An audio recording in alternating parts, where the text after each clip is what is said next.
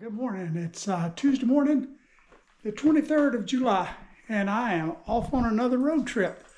I'm headed up to Paris, Kentucky. I'm sure you're thinking, okay, what the hell is in Paris, Kentucky? Well, Claiborne Farms is in Paris, Kentucky. Claiborne Farms is a horse breeding and training facility up there. And the Super Horse Secretariat was trained at Claiborne Farms. And Secretariat was a super horse, like I said. He won the Triple Crown in 1973, the year that I was a senior in high school and just graduated from high school. And he just captured me. I mean, I've been riding his story ever since, and I watch the Triple Crown races every year, pull for the underdog, and hopefully somebody to take over for Secretariat. Secretariat died in 1989, and his body is buried there on Claiborne Farms. So I am booked on a trip tomorrow, the 24th. A shuttle bus is going to take us around. It's about an hour and a half, 2 hour trip. And they're going to take us all over the farms and show us the facilities there. So this is going to be one of those once in a lifetime trips for me. I guess you could, not necessarily on a bucket list, but yeah, it was on a bucket list. So I'll check off another thing off the bucket list. I'll be leaving here in just a little bit, and I'll be going in the Jeep. Initially, I was planning on going on the Harley, on Otis, but the weather forecast for the next 3 days is supposed to be widespread heavy rains. So, I decided to suck it up, break week, and go in the Jeep. So I'll be headed up toward Paris, Kentucky. It's about a 7.5 hour trip. Take my time and get there or close to Paris, Texas, this late this afternoon, early evening, and find me a truck stop somewhere, and I'll be sleeping in the Jeep. And then get up tomorrow, finish the trip, and tour is scheduled for 1 o'clock. So I'll finish the trip tomorrow. They have a park up in Paris, Texas that's dedicated to Secretariat. So I'll be headed to spend some time there before the trip or before the tour or maybe after the tour. So, and then after all that's over with, I'll head back toward home here. So we'll try to get some video along the way. Not going to be a whole lot of it. It's just going to be traveling and stuff. And then, we'll get this done. So, hope you guys are having a good one, and we'll talk at you later. Oh, not through yet. I'm going to lock it down here and show you the Jeep setup.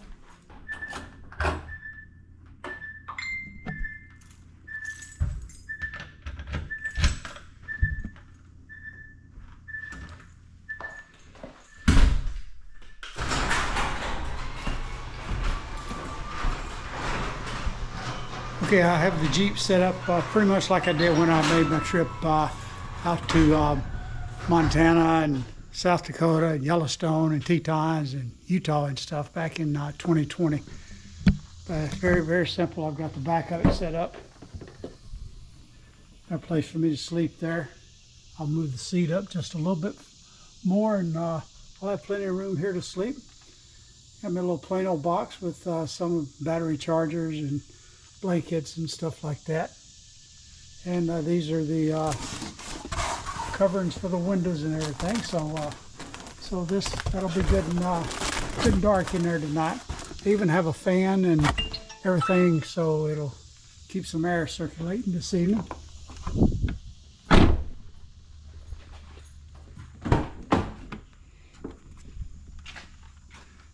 I got a shelf up there. I'll be able to set up my little notebook. I have a couple of movies that are downloaded that I'll watch tonight. Got a few clean clothes and cosmetic bag. Take a shower and truck stop either this afternoon or this evening or first thing tomorrow morning. So, there you go.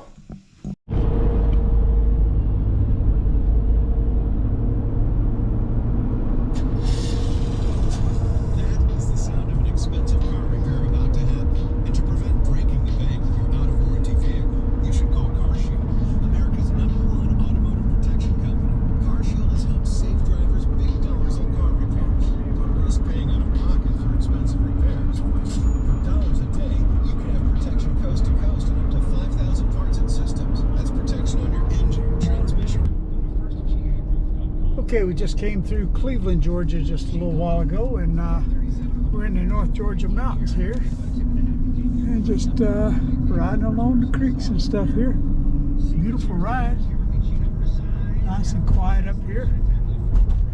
I had Android Auto hooked up, but kept losing signal, and when I lost signal, I just lost all navigation and everything, so I disconnected it and started playing iHeartRadio over Bluetooth, and I just have Google Maps working on my phone, and Google Maps is just running like a top.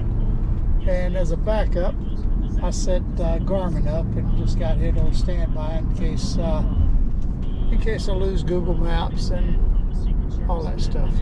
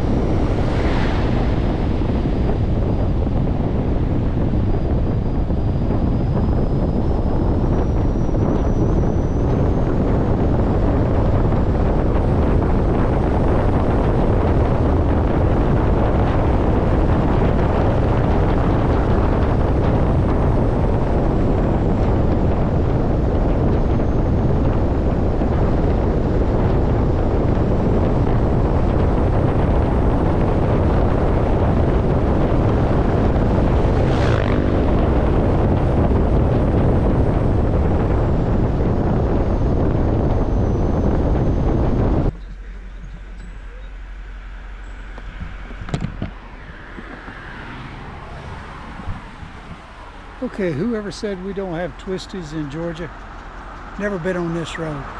So this is just a little bit. I saw one motorcycle guy, he was laying them down going around there, and he had some real good curves and real good road to ride. We're coming up on Vogel State Park here, and right now we're somewhere in the North Georgia mountains. All right, later guys. Okay, I'm on Highway 19 and 129, and I'm about 11 miles from Blairsville, Georgia, in North Georgia.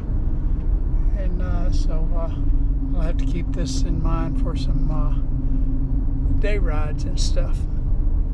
This would be some good roads to ride on Otis.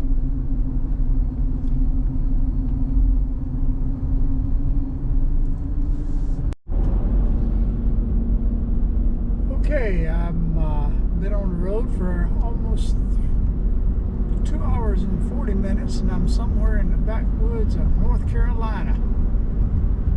So I'll be getting on Interstate 75, somewhere north of Chattanooga. And once I get on 75, it's straight north into Knoxville, and then on up to Lexington and to Paris, Kentucky, of course. So okay, I'm now out of North Carolina and in the backwoods of Tennessee,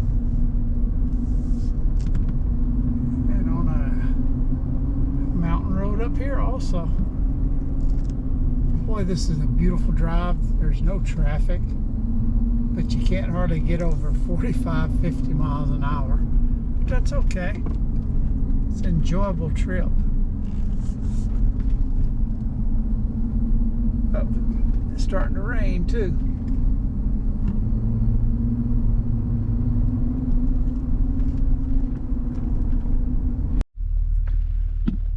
Okay, it's about 5 minutes after 1. And I'm on a little stop for some lunch here in a little place called Tellico Plains, Tennessee. Little burger at Hardee's here, and I'm going to get back on the road. Quite an adventure. And I'm right there where the little blue dot is. And I'll be going up here, getting on 75. Head up toward Knoxville, and then stay on 75. Head on up to Lexington, and right in here is where the Claiborne Farms is at. Okay, I just came through Madisonville, Tennessee. And I'm just a couple of miles from a place called the Lost Sea. It's a little tourist trap, probably about 6-7 miles south of Interstate 75. And it's the sign that I saw said that it was the largest underground lake in America. And there's a sign up there. So it'd be a good little thing to do one of these days. Okay, I'm now in Sweetwater, Tennessee. I'm about 1/2 mile from getting on Interstate 75 north. So we are progressing.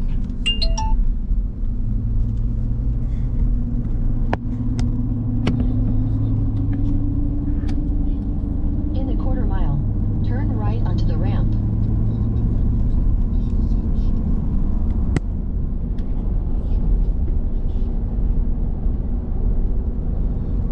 75 Turn north, right onto the ramp. Going toward Knoxville. If we went south, the first big town we'd come to, 100 miles or so, would be Chattanooga.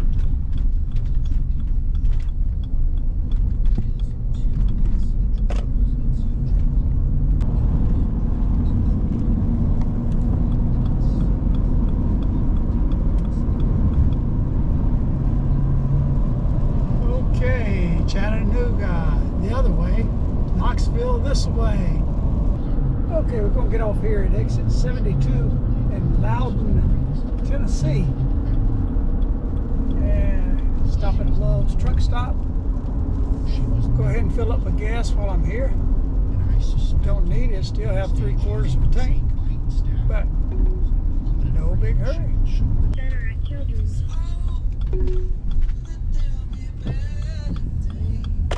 Okay, you can do this. I know.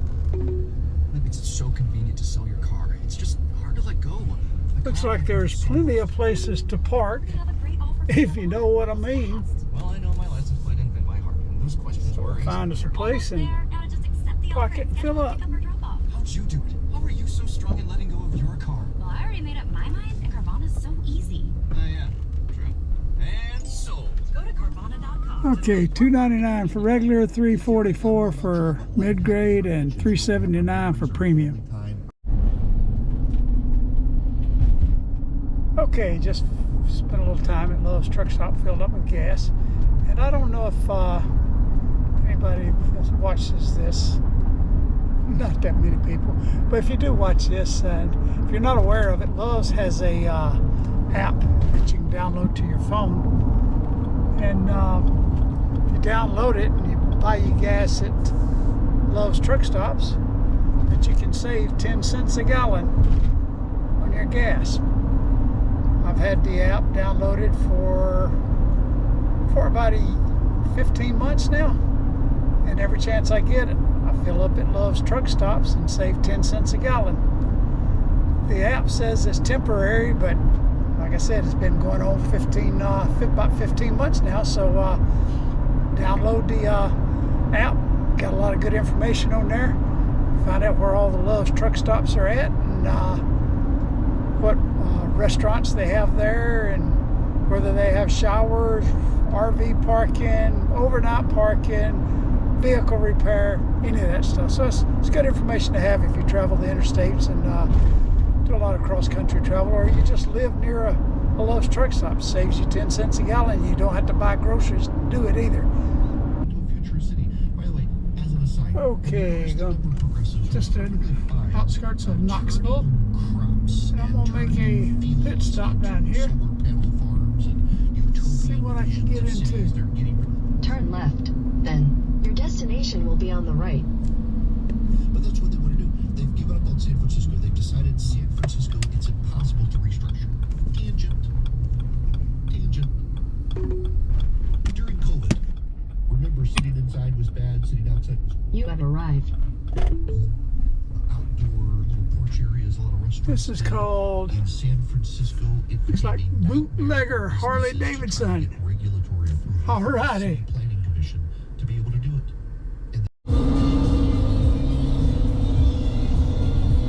Okay, I finally made it out of Knoxville, and I'm on I-75 northbound. I've got about 171 miles to go to Claiborne Farms. There's a Love's truck stop about 40 miles from Claiborne Farms, and that may be where I spend the night at. So we'll see how it goes. Traffic is just smoothed out a little bit. It was a little heavy going through Knoxville, and it's getting close to the afternoon, evening rush hour. But we're on 75, and it's smoothed out, and we're moving right along. Okay, got some pretty mountains off in the distance there. We're still in northern Tennessee. We'll be crossing over into the Kentucky side of things here in a little while.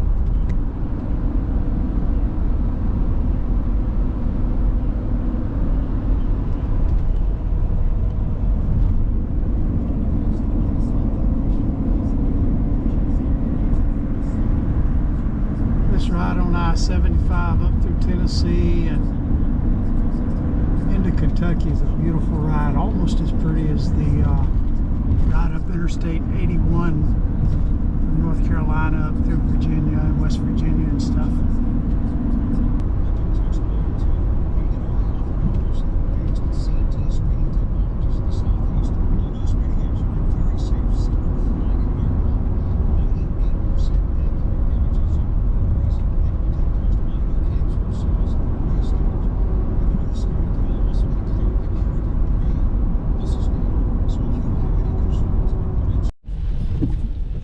Okay, we're still on I-75, near exit, I think it's 129, or it might be 29, or it might be neither one of those, but there's a crash up ahead near that exit, and that's where Love's truck stop's at, and that's where I was planning on getting off. It's exit 29 on I-75 in Kentucky. And got about 96 miles to Claiborne Farm, so I haven't moved that much in the last hour or so. Got Colonel Sanders' KFC birthplace up here at exit 29 also. So maybe there's a KFC there. I don't know. But plan is to stop there at exit 29 if I can get off at the ramp and stuff. Stop at the Love's, and there's another Love's truck stop about 60 miles on further up the road. And the plan right now is to stop here at this Love's truck stop, and then let traffic kind of clear out a little bit, and then head on up to that next Love's truck stop to hang out for the night. Okay, I made it to exit 29 where the Love's truck stop is at. And traffic is still backed up way on up the road.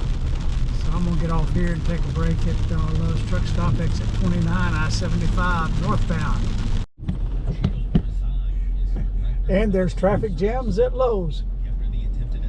So it seems like a lot of people have the same ideas. But Lowe's is right up here, another couple of hundred yards.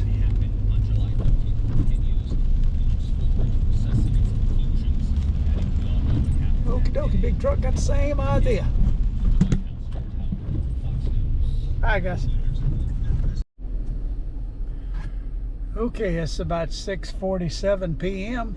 I just stopped at a Love's truck stop. Took a short break, got some dinner, and spent about an hour there.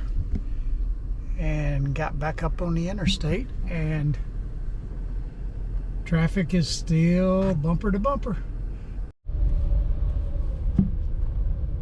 Okay, we have made it to the scene of the crime. Seems like it's not a wreck, but it seems to be a truck on fire down here.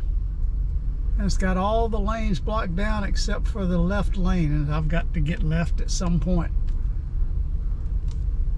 So we'll keep the video running until we get up there.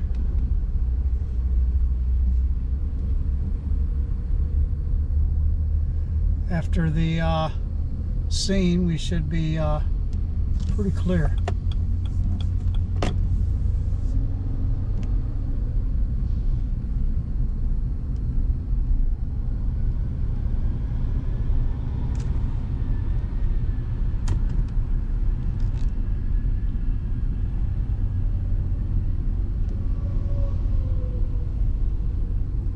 Okay, they've still been bringing.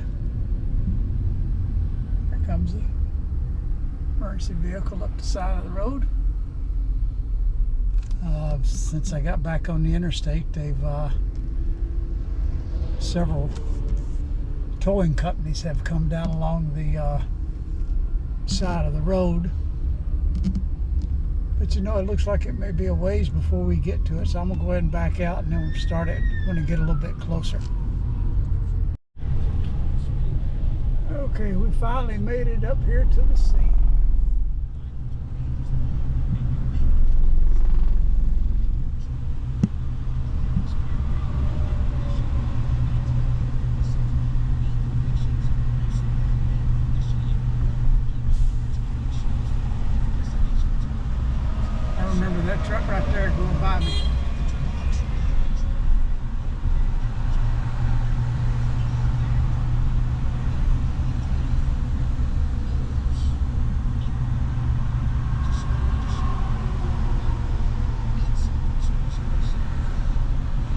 Okay, looks like it's gonna be a while because they got quite a lot of cleanup.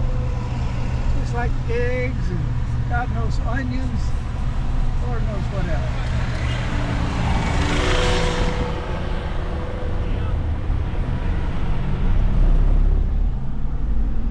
Okay, we're on the road now. Back up to speed. Boy, you can smell onions in the air. I guess that gives a whole new meaning to sauteing some onions or frying some onions or onion rings maybe. Okie dokie, I got about 60 miles to go till the next Love's truck stop. Okay, I got about 10 miles to go before I get to the Love's truck stop. And the bottom just fell out. Raining pretty heavy.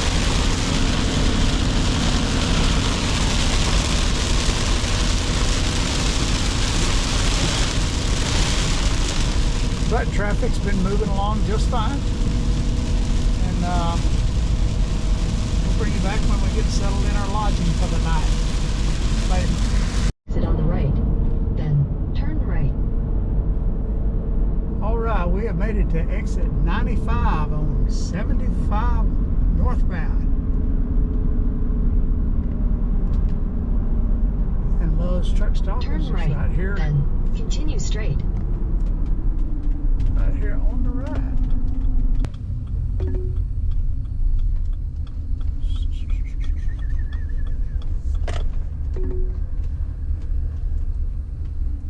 Not a whole lot of places to park, but I will find something.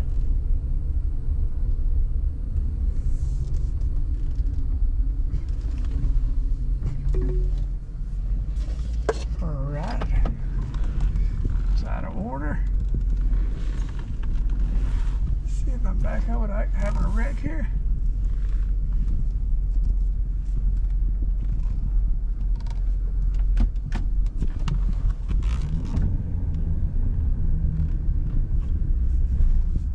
Alright, I'll go ahead and fill up with gas and then I'll look around for a place to stay. Okay, I have arrived at my quarters for the night. Love's right there. Bridge over the interstate right there. When I leave in the morning, I'll take off and go that way toward Paris, Texas. I got the Jeep set up. Well, I haven't got it set up yet. I'll set it up now and get the window shades in and come back and show you everything.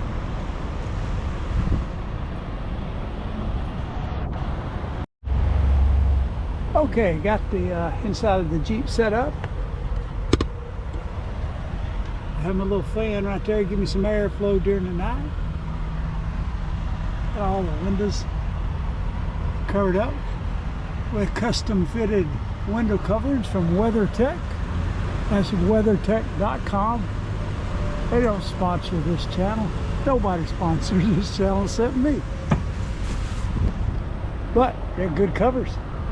You order them specifically for your vehicle. They're a little pricey, but they're worth it. Got the bed set up. A little power for the fan, recharging my GoPro batteries, and also to recharge the notebook right there. I've got a couple of movies or a couple of episodes of Bosch that are downloaded that I'll be watching tonight. At least one of them tonight.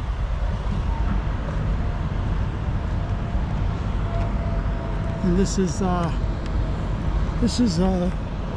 guards that you put over gutters to keep leaves and sticks and stuff out of your gutters. I cut them to fit the windows, spray painted them black, and the window rolls up and holds them in place, and that way I get a good flow of air through there.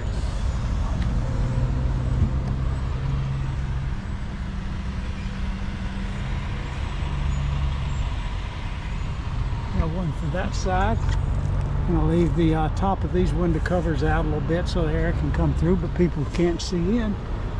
And the rain guard keeps the rain from getting inside. And there's the front. And when it gets dark in here, it is definitely dark in here. So now I've got to get my little camping light out, and I'll have me a little camping light that sits up in here, and it'll keep things going.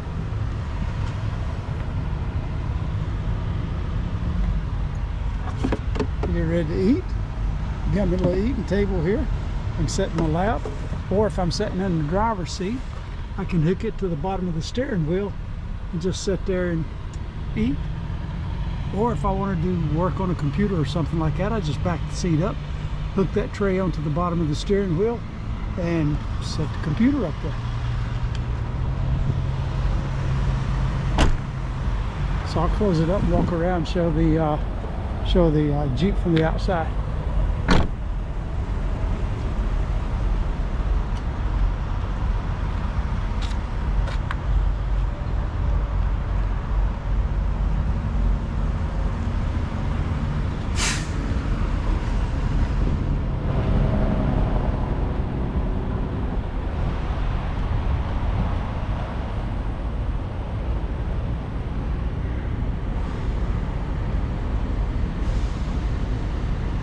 Hope you got that. If not, just think about it.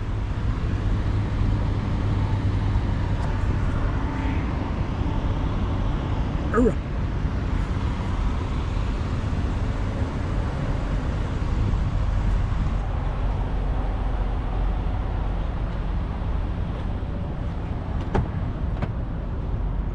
Okay, front windows.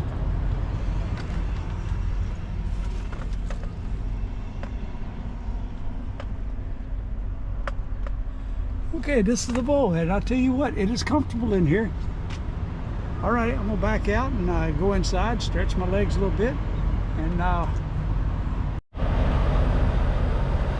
right, good morning. It's about 6:15. Alarm just went off. Got up, slept like a rock. Went to sleep probably around 10 o'clock, and just slept like a baby. And clock went off, and I'm like, wait a minute, I just closed my eyes, and it was time to get up. So I'm gonna head inside and take me a shower and everything. It's kind of quiet here at the truck stop. A big tractor pulled in next to the Jeep last night. Never heard him pull in. Okay, just paid for the shower up here at the counter.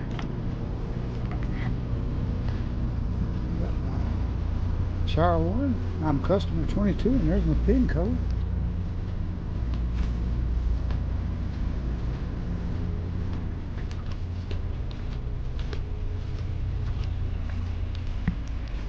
And here we are. It says to enter. R1.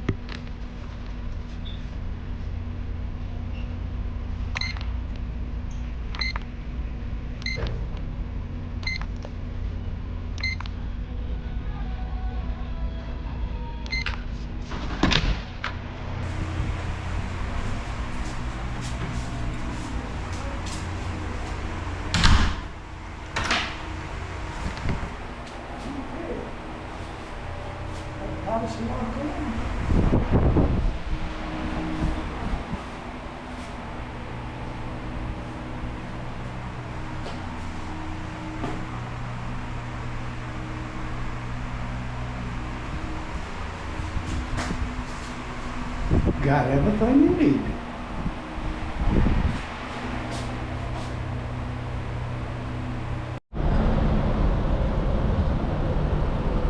Okay, my shower's finished. It was a great shower.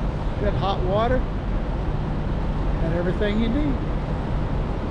It's about 10 minutes to 7 now. So I was in there probably 25 minutes. I had to do my hair and everything. So I'll go back in here and finish getting dressed, straighten up the inside of the Jeep a little bit. And then head on inside, maybe see if I can find some breakfast. See what all is available around the area. and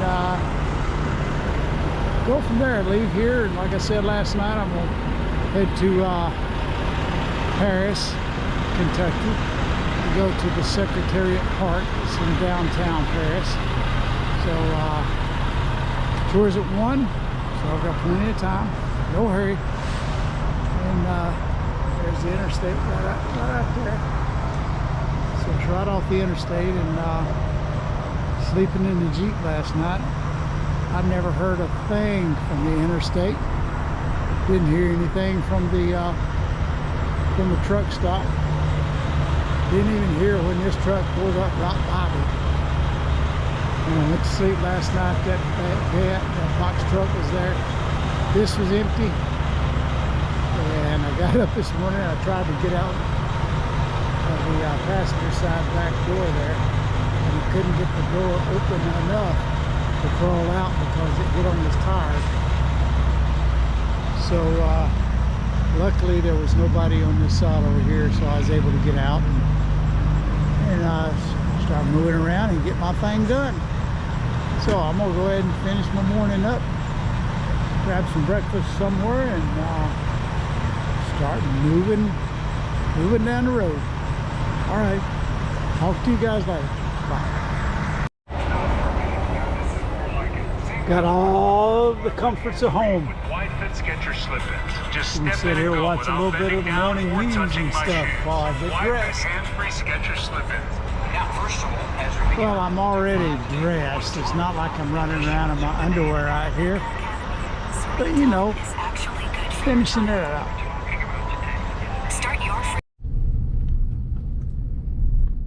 Okay, I have arrived in Paris, Your destination will be on the left. Kentucky. And I think I have arrived.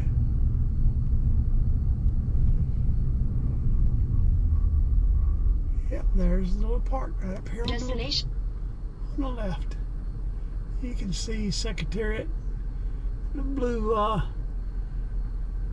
thing on his head, and jockey is in his blue and white stripes. That was his color scheme. So I'm gonna pause it, and then I'm gonna try to find a place to park around here.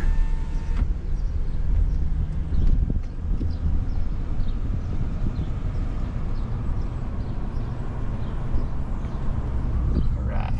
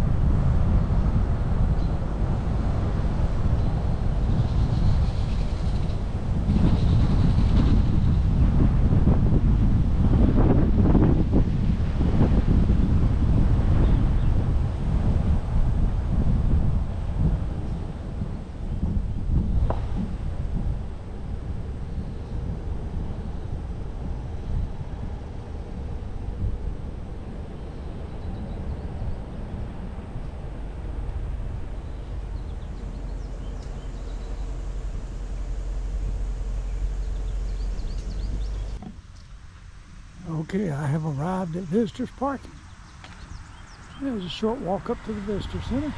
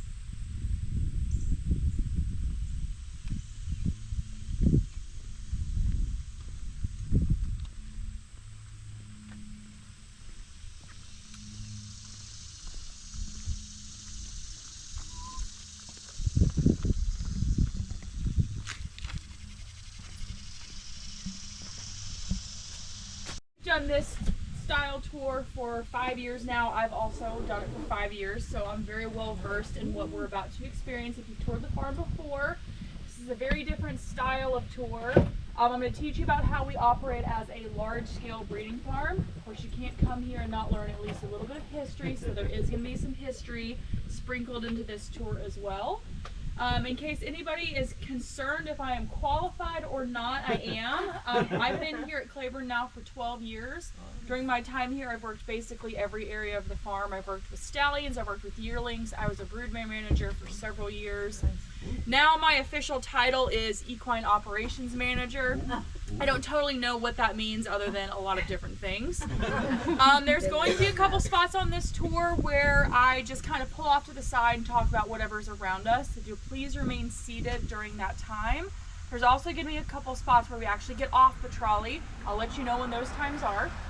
We get off the trolley and there are horses at the fence. You are welcome to approach them. You are welcome to pet them. I have a bag of mints for them, so hopefully they'll be looking out for those. Please take as many pictures as you'd like. If you use social media, we like to see your pictures as well, so please feel free to tag us if you would like. Oh, great. What other housekeeping? I have a speaker system. I don't like to use it because it creates quite a bit of feedback. It's also kind of hard to drive this thing one-handed, so if at any point you can't hear me, just let me know because I can always be louder.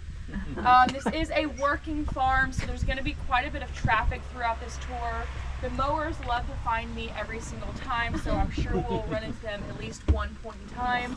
But there's going to be tractors, trailers, things like that. If there's a large piece of equipment, I'm probably just going to awkwardly stop talking because I can't quite be that loud. And I think that's all my housekeeping, so we will go ahead and get started. Oh, yeah, absolutely. I'm good. You good? I got a window seat. Oh my goodness. What? Yes. All right, this thing does not have a great turning radius, so there might be. Almost did it. I almost did it this time.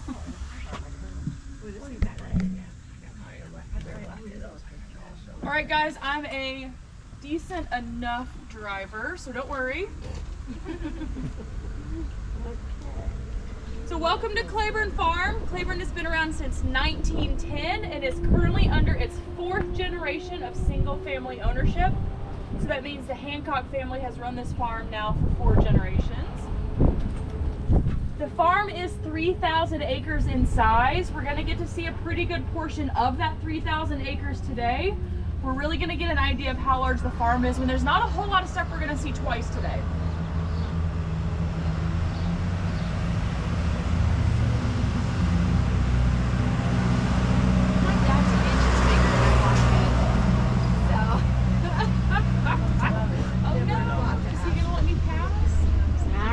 Cranking right along. He doesn't see us. He does not need to see us.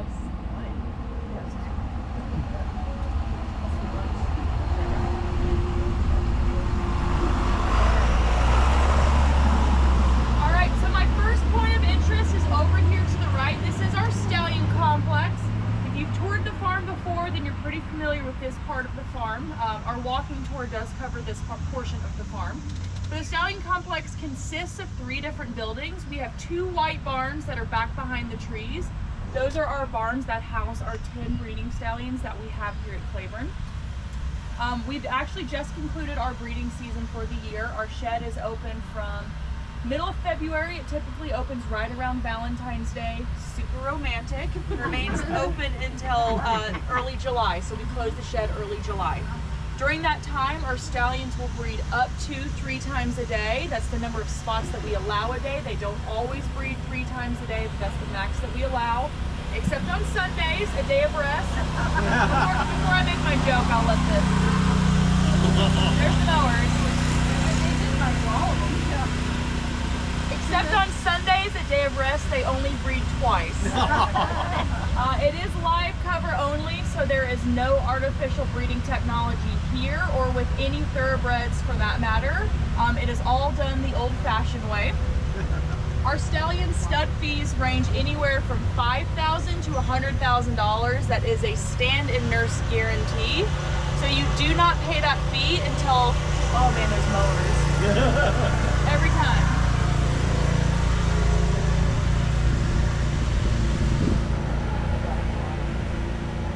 So you do not pay that fee until after the mare goes through her 11-month gestation cycle and she has a healthy foal, because it is stand and nurse. If something happens during her pregnancy, you do not have to pay that fee. Some farms offer what they call a no guarantees contract. So it is a contract that has a pretty significant reduction in that fee, but you assume all the risk of that mare's pregnancy. We don't typically like those types of contracts because we want everybody to be happy at the end of the 11 months. So we are typically stand and nurse guaranteed. So now that our shed is closed for the year, our stallions are just kind of hanging out. We don't practice any southern hemisphere breeding, which is an opposite breeding season, and we don't shuttle our stallions anywhere. So they stay here year round, and this is kind of their time to relax and recharge and get ready for the next season. Now, is that the breeding shed? Yes, so this black building closest to us is the breeding shed. If you've toured any other farms in the area or seen pictures of other breeding sheds, you've probably seen some buildings that are pretty elaborate to look at, really impressive architecture. Some of them even have chandeliers on the inside. I don't know why you need a chandelier in a breeding shed, but I don't make those types of decisions. But as you can see, ours is just not super exciting to look at. It's pretty plain and it's pretty humble. But the moral of the story is it's what's on the inside that counts. So inside of that very exact building right there, we have conceived 6 of the 13 Triple Crown winners, 21 Kentucky Derby winners, 20 Preakness winners, 22 Belmont winners, and well over 100 Breeders' Cup race winners. So we don't really need the glitz and the glamour to back what we can produce. Don't need chandeliers for that. No, you definitely don't need chandeliers for that. Horses do not know the difference. If you want to see the breeding shed and the stallions up close and personal, that is a separate tour that we offer, but it is offered every single day at 10 and 11. Good to know for next time. And it's fantastic. No pawns now, Mary. Nope. Oh, no. I know. I know I'm cutting this a little close. Why is it light reading only throughout the thoroughbred world? So there's several reasons why. First of all, it keeps our numbers down. Okay. So one mare can only have one foal per year, and that's Okay. kind of the registry guidelines, and there's really no wiggle room for that. So if you start adding it, that's a whole loaded gun conversation Sure. for the entire industry. But it's to keep our numbers down, keep everything very old school, very classic, I guess. Yeah, and at 11 months, that's almost a year, Yes, you know, so. Well, a lot of it has to do with marketing too. Yes, If you yes, there saturate is a I came big from the money horse world, component so, in it as well. See, the standard breds allow artificial insemination. Okay. Okay, we do in the saddle horses, Okay. but not in the racing industry because you're keeping your market at a level Yes. where you can keep the prices up on your Yes, stock. so that's why for other breeds you might see stud fees closer to a couple thousand, while in the thoroughbreds it's not unusual to see 50,000 and up. Right. Yeah. So over here to the right is what we call the bullpen. In case you ever forget where you are, there's a cute little bull statue out front to remind you. Aw. So the bullpen is where Bull Hancock, he was the second generation of Hancocks to run the farm. It was a place where he and his friends would get together and socialize. They kind of deemed it a man cave before man caves were actually a thing. The bull cave. Yes, the bull cave. So he and his friends, they'd get together, they'd socialize. There were several important stallion deals that were done in this building. I often get asked if the infamous coin toss for Secretariat's dam was done in here. It was not. We can't claim everything Secretariat. That was actually done at the Jockey Club headquarters up in New York. But we still use this building to this day for what we call power meetings. Those are meetings of the higher ups here at the farm. Typically that's upper management as well as the Hancocks themselves. I've yet to be invited to a power meeting, so I don't know if they're fun or not. I can only imagine that they're probably not. So the farm consists of 3 different divisions. It's all Claiborne Farm, but there are different pieces of land that were purchased at different times during our history. So we are currently driving on what we call the Claiborne division of Claiborne Farm. This is the original land that started the farm in 1910. Most of the barns that we see on this side of the property are going to be black tobacco barns like we see up to our left. Those are original barns, and those did used to be dual purpose barns. So we did used to grow tobacco here at the farm, use the upper portion of the barn for drying out the tobacco. Of course, the horses then lived below. We haven't grown tobacco in many, many years, but there are days, particularly in the fall, when it's a little bit damp, it's a little bit cool, and you can still smell the tobacco that's really seeped into that wood. Oh, wow. So the horses didn't need to smoke. Exactly. They could just inhale. Secondhand smoke. It is still used as a barn. So I'm just going to get past this trailer because there's a mare that is being weaned, and I'll talk about our weaning process, but she's being weaned right now, so they're going to try to get her to her location. But yes, so that barn still, horses live in the lower portion, and now the upper portion is just storage. So this barn straight ahead of us is of course not an old tobacco barn. This barn was constructed in 2017 with a very specific purpose in mind. This is our foaling barn. Every single foal that is born on the property is born in this barn right here. On average, we have anywhere from 150 to 160 foals a year. It's a 14 stall barn, so because of that, this barn is essentially a revolving door during the foaling season. Biosecurity is extremely important, especially for very young, very fragile foals. The barn that stood in its place was a wooden tobacco barn like we have across the road. Those walls are really hard to keep clean and sanitized, so in 2017, we decided to build this barn in its place. It has a nice sealed cinder block wall on the inside, so it's really easy to clean and sanitize. So where a mare's gestation is 11 months, we breed from February to July. We foal our mares from January to June. Because we have about 150 to 160, a large number every single year, we actually like to be done a little bit earlier, so we really aim to be done about the middle of May.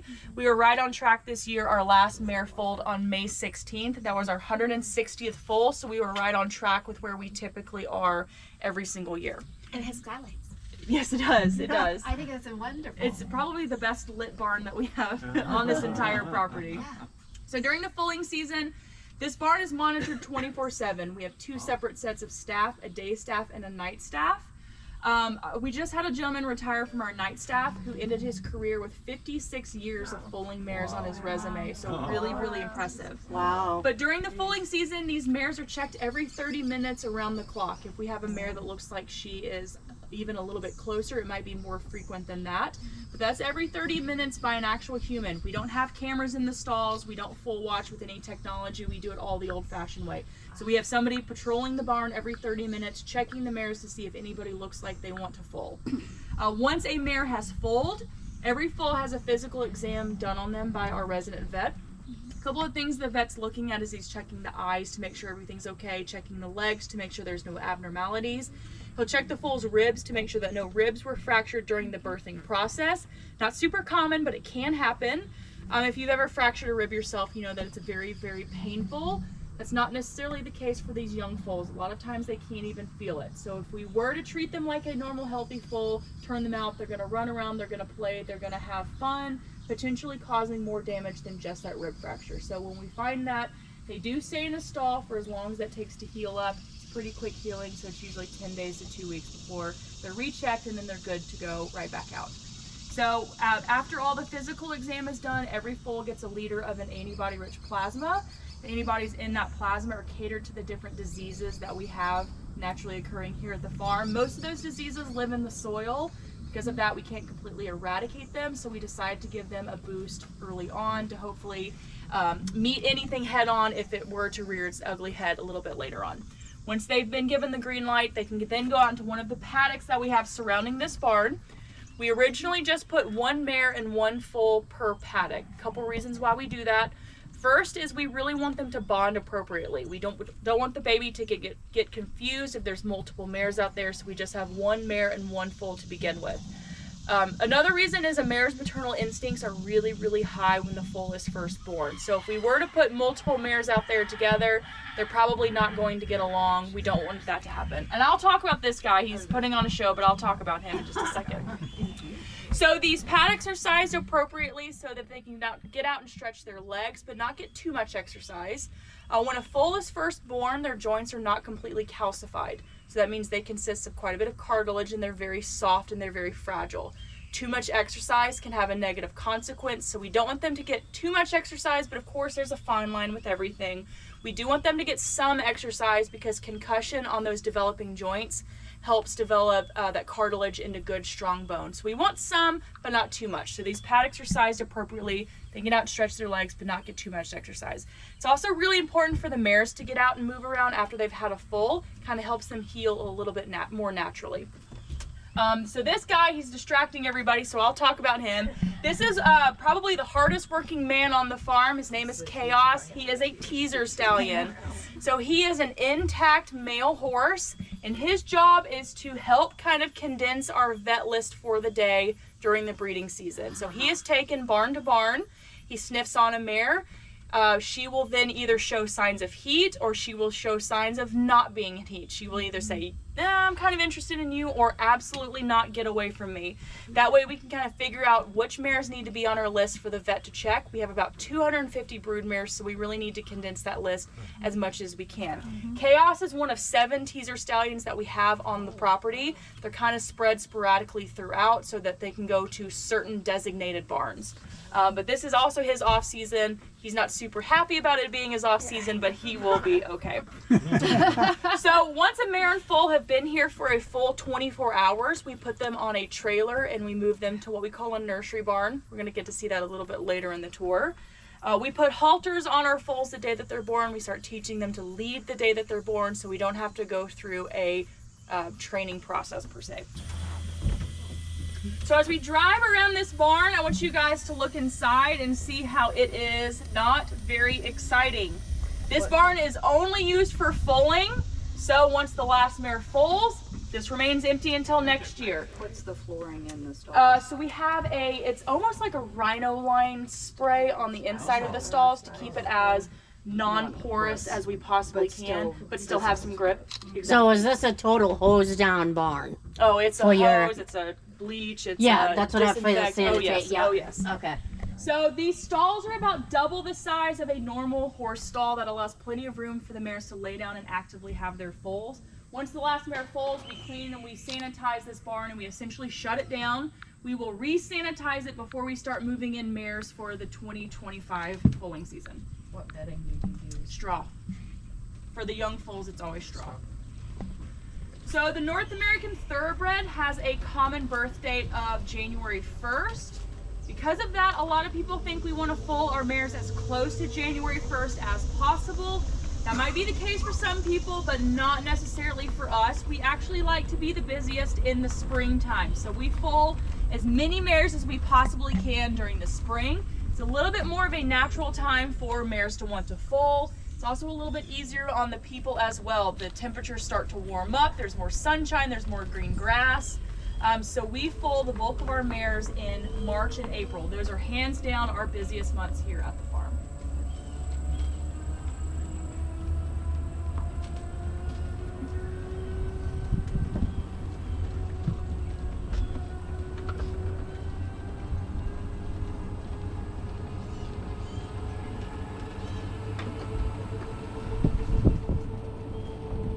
So over here to the right is our vet complex. So we're lucky enough to have our own resident veterinarian. Basically means he works for us. He is at our beck and call 24/7, whether he likes it or not. So inside of this building right here, we have an office for the vet. We also have an office for his assistant. We have 2 stalls that are reserved for anything that we think is a special needs case. Maybe it's a horse that's just come back from surgery. Maybe it's an animal with a catheter in that needs medication pretty frequently. Maybe it's just a really sick horse. They are basically right outside of his office door, so we can keep an extra close eye on them. We have 2 paddocks that are connected with those stalls, so if they are allowed turnout, we can do so. It's a little bit hard to see from this angle, but there is a double fence row that separates these 2 paddocks. That means they do not connect with any other paddocks. That means that these are completely isolated. So if we need to quarantine, this is an excellent place to do that as well. We will routinely quarantine animals who go to the clinic for an extended amount of time. We want to quarantine them before we put them back with the rest of the herd, just in case they might have been exposed to anything at the clinic. We don't want to expose the rest of the herd to that. So we pretty routinely will quarantine here. They go to the clinic for a certain amount of time. We have a fully stocked pharmacy with any medications or supplies that we might need on hand. We are about 45 minutes away from the closest hospital and the closest supplier, so we like to keep everything that we can possibly keep on hand, especially things we might need in the case of an emergency. We have a small surgery wing that is now just glorified storage. We did used to perform all of our surgeries here at the farm, but that was prior to the days of Haggard and Root and Riddle, 2 large equine-specific hospitals in Lexington. Since those have opened up, it is now much easier to send our surgery candidates. They say up the road, geographically it is south, so it drives me absolutely crazy. But we will send them up the road to one of those 2 clinics, and then they'll come back here to recover. We will still do small minor surgeries here at the farm, but generally those are pretty quickly done, and they can also be done in the grass. 2 good examples would be a hernia repair. We do maybe 12 to 15 of those a year. Another would be castrations. You can imagine being a breeding farm, we don't do a whole lot of castrations around here. We have a set of dog kennels that are back behind this building. Those are previously used for the Hancock family's hunting dogs. They don't have any currently, so those are now just kind of reserved for farm employees' animals. Now the vet lives on the property? He lives right next door to his office, so he is always close by. Well, that sounds like a good gig, Cole. So we have 30 houses that are on the farm. Wow. They're just kind of spread sporadically throughout the property. So you're going to see quite a few of them on this tour. It's a little bit of a job perk to get a house here because you are living rent-free. So you are the longer you are here, the higher up you are on that list to get a house. Also, certain individuals are probably going to get a house sooner. So we want our managers to live on the farm. If something happens, if there's an emergency in the middle of the night. We also keep people who are trained to drive trucks and trailers on the farm for the same reason. If something happens in the middle of the night, we always have a trailer driver on call. So as we are driving down this lane, it's a little bit harder to see right now because both of these pastures are mowed, so it's a little bit hard to see, but the field to the left and the field to the right are very differently maintained. This field to the right contains only Kentucky bluegrass. We actually grow this field through the spring and into the early summer, and we cut it and we bale it for a type of bedding that we use here at the farm. There are 2 different types of bedding that we use. The first is just your standard straw. We outsource all of our straw, but we prefer the straw in the colder months because it holds in heat really well in the stalls. We also like it for the young foals because it's nice and soft and cushiony. Once it gets a little bit warmer, the foals get older, we like to transition to what we can grow here on the farm, which is called bluegrass bedding. It's grown in-house, so it kind of cuts down on costs in regards to that. Over here to the left is just a standard horse field, which has a variety of different types of grasses. So you see different colors, and once it starts to grow a little bit more, you'll start to see different growth patterns. Different types of grasses are going to cover more of a nutritional basis, so our mare's nutrition is pretty well rounded. So we have Timothy that grows out there, we have bluegrass, we have clover. We do have some fescue that grows out there. We routinely test our fescue to make sure that it is safe for our mares. Certain types can have a fungus that grows on it that can cause mares to lose their pregnancies. So we routinely test to make sure that ours is safe, but different types of grasses cover more of a nutritional basis. Every single field has an automatic waterer.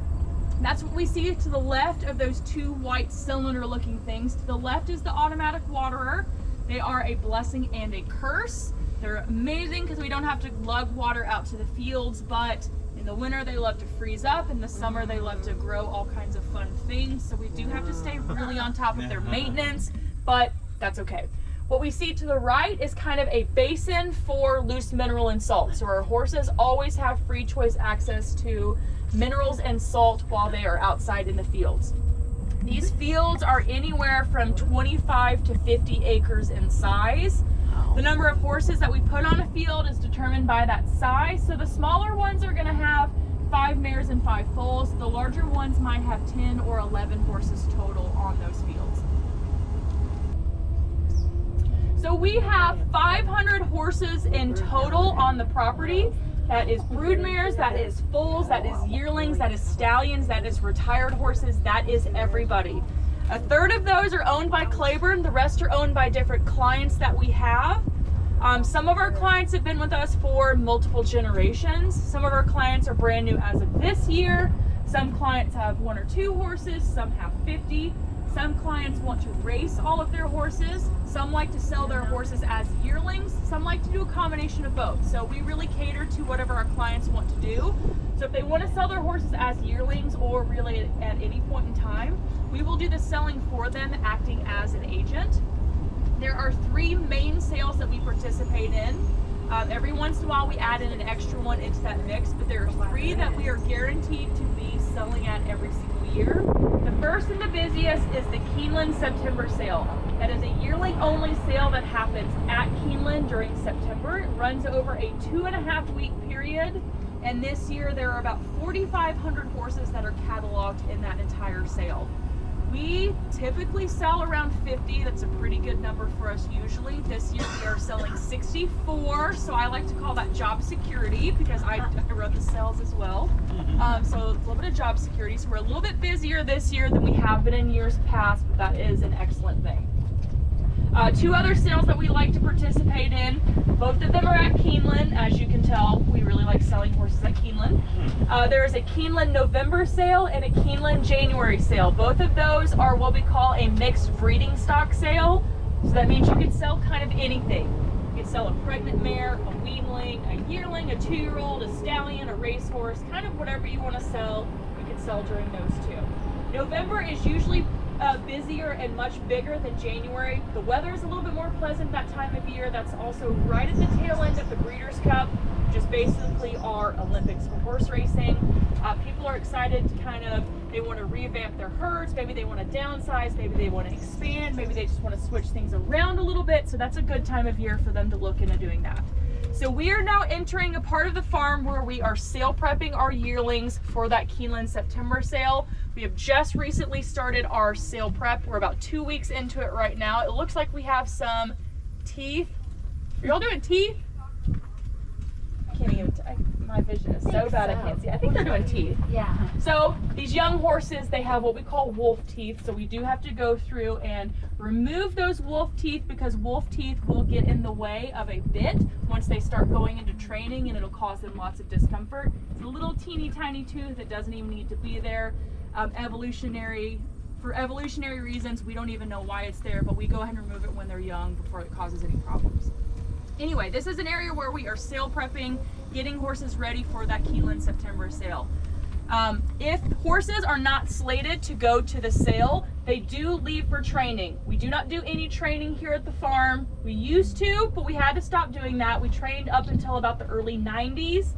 It was a really seasonal position here at the farm. It was just 3 months out of the year. So we had to start outsourcing training once we found that it was really hard to find good, reliable help to keep coming back year after year. But you look to this field to the left, you're gonna see a quarter pole maybe over there. We've got one coming up on our left. This is the outline of our old training track. If you were to see it from a bird's eye view, it's shaped just like a training track. We are not super clever at coming up with names of things, so we call this field the track field. So because we don't do any training here now, horses will leave for training. They usually leave at the beginning of the summer. We have a couple of groups that are still yet to leave. They're actually leaving at the end of this week, but they will either go to Aiken, South Carolina or Ocala, Florida.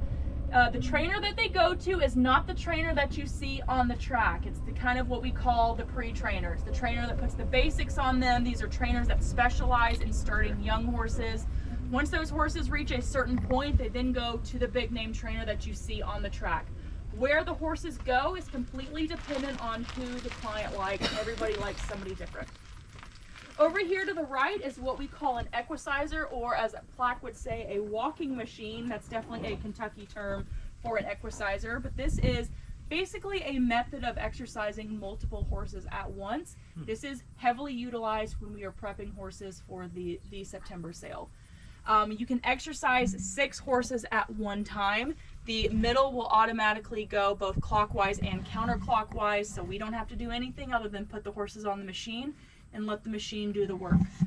We build up to this, but at their peak, our horses do about 7 minutes each direction at a nice slow trot in order to develop a certain degree of muscling that we want them to have.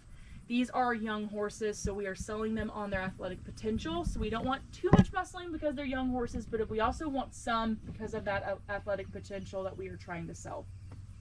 There are 3 main things that potential buyers evaluate a horse on when they're deciding if they want to buy. The first is looking at the horse's pedigree. That's the horse's family tree. Every sale has a physical book, and each page in that book has a different horse's family tree laid out.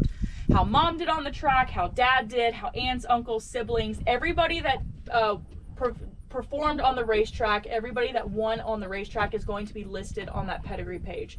The races that they won and the amount of money is going to be listed. Any horse that won a stakes race is going to be bolded in black. That's called black type, so you can kind of easily look over a page and see how much black type a horse has in their family. Hopefully, historically, they follow in a similar pattern. These pedigrees are developed generations and generations before these horses are even thought of.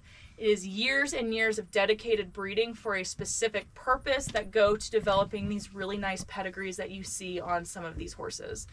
The second thing that potential buyers are looking at is the horse's conformation. Physically, that is how they are put together. Years of dedicated and selected breeding play into that physical that you see on the horse, but we can kind of highlight certain physical features on them by incorporating in this exercise.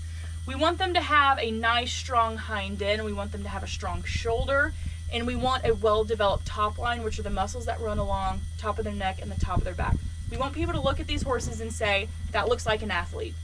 These horses have not been broke to ride, so they have not had a saddle on their back. The only thing that they've learned to do is stand there and look pretty, so we are selling on that potential. The third thing that potential buyers look at is the horse's walk. That is the only form of movement that is allowed on the sales ground, so that is what they are being evaluated on movement-wise. How they move at a walk can translate to how they move at a gallop, with the size of the stride at the walk, the ease of the movement, that sort of thing. So we spend a lot of the summer developing that walk. We walk and we walk and we walk and we walk, and then we walk a little more, and then we walk just a little bit more. So we want the horses to be able to walk the same exact way on the sale grounds as they do here. So repetition is key for something like that. So they're coming from the farm. It's very peaceful here. This is the place they've lived their entire life. They're going to the sale grounds. There's a lot going on, a lot of newness. We want them to be able to perform the exact same way because that's really going to help sell them. They're basically going to sell themselves. They have their pedigree page, they have their confirmation, but they can help sell themselves. What determines a horse's price is two people that really want the same animal. It's a live auction, so they kind of set the price for us. We will put reserves on our horses and say they will not sell for less than this amount of money.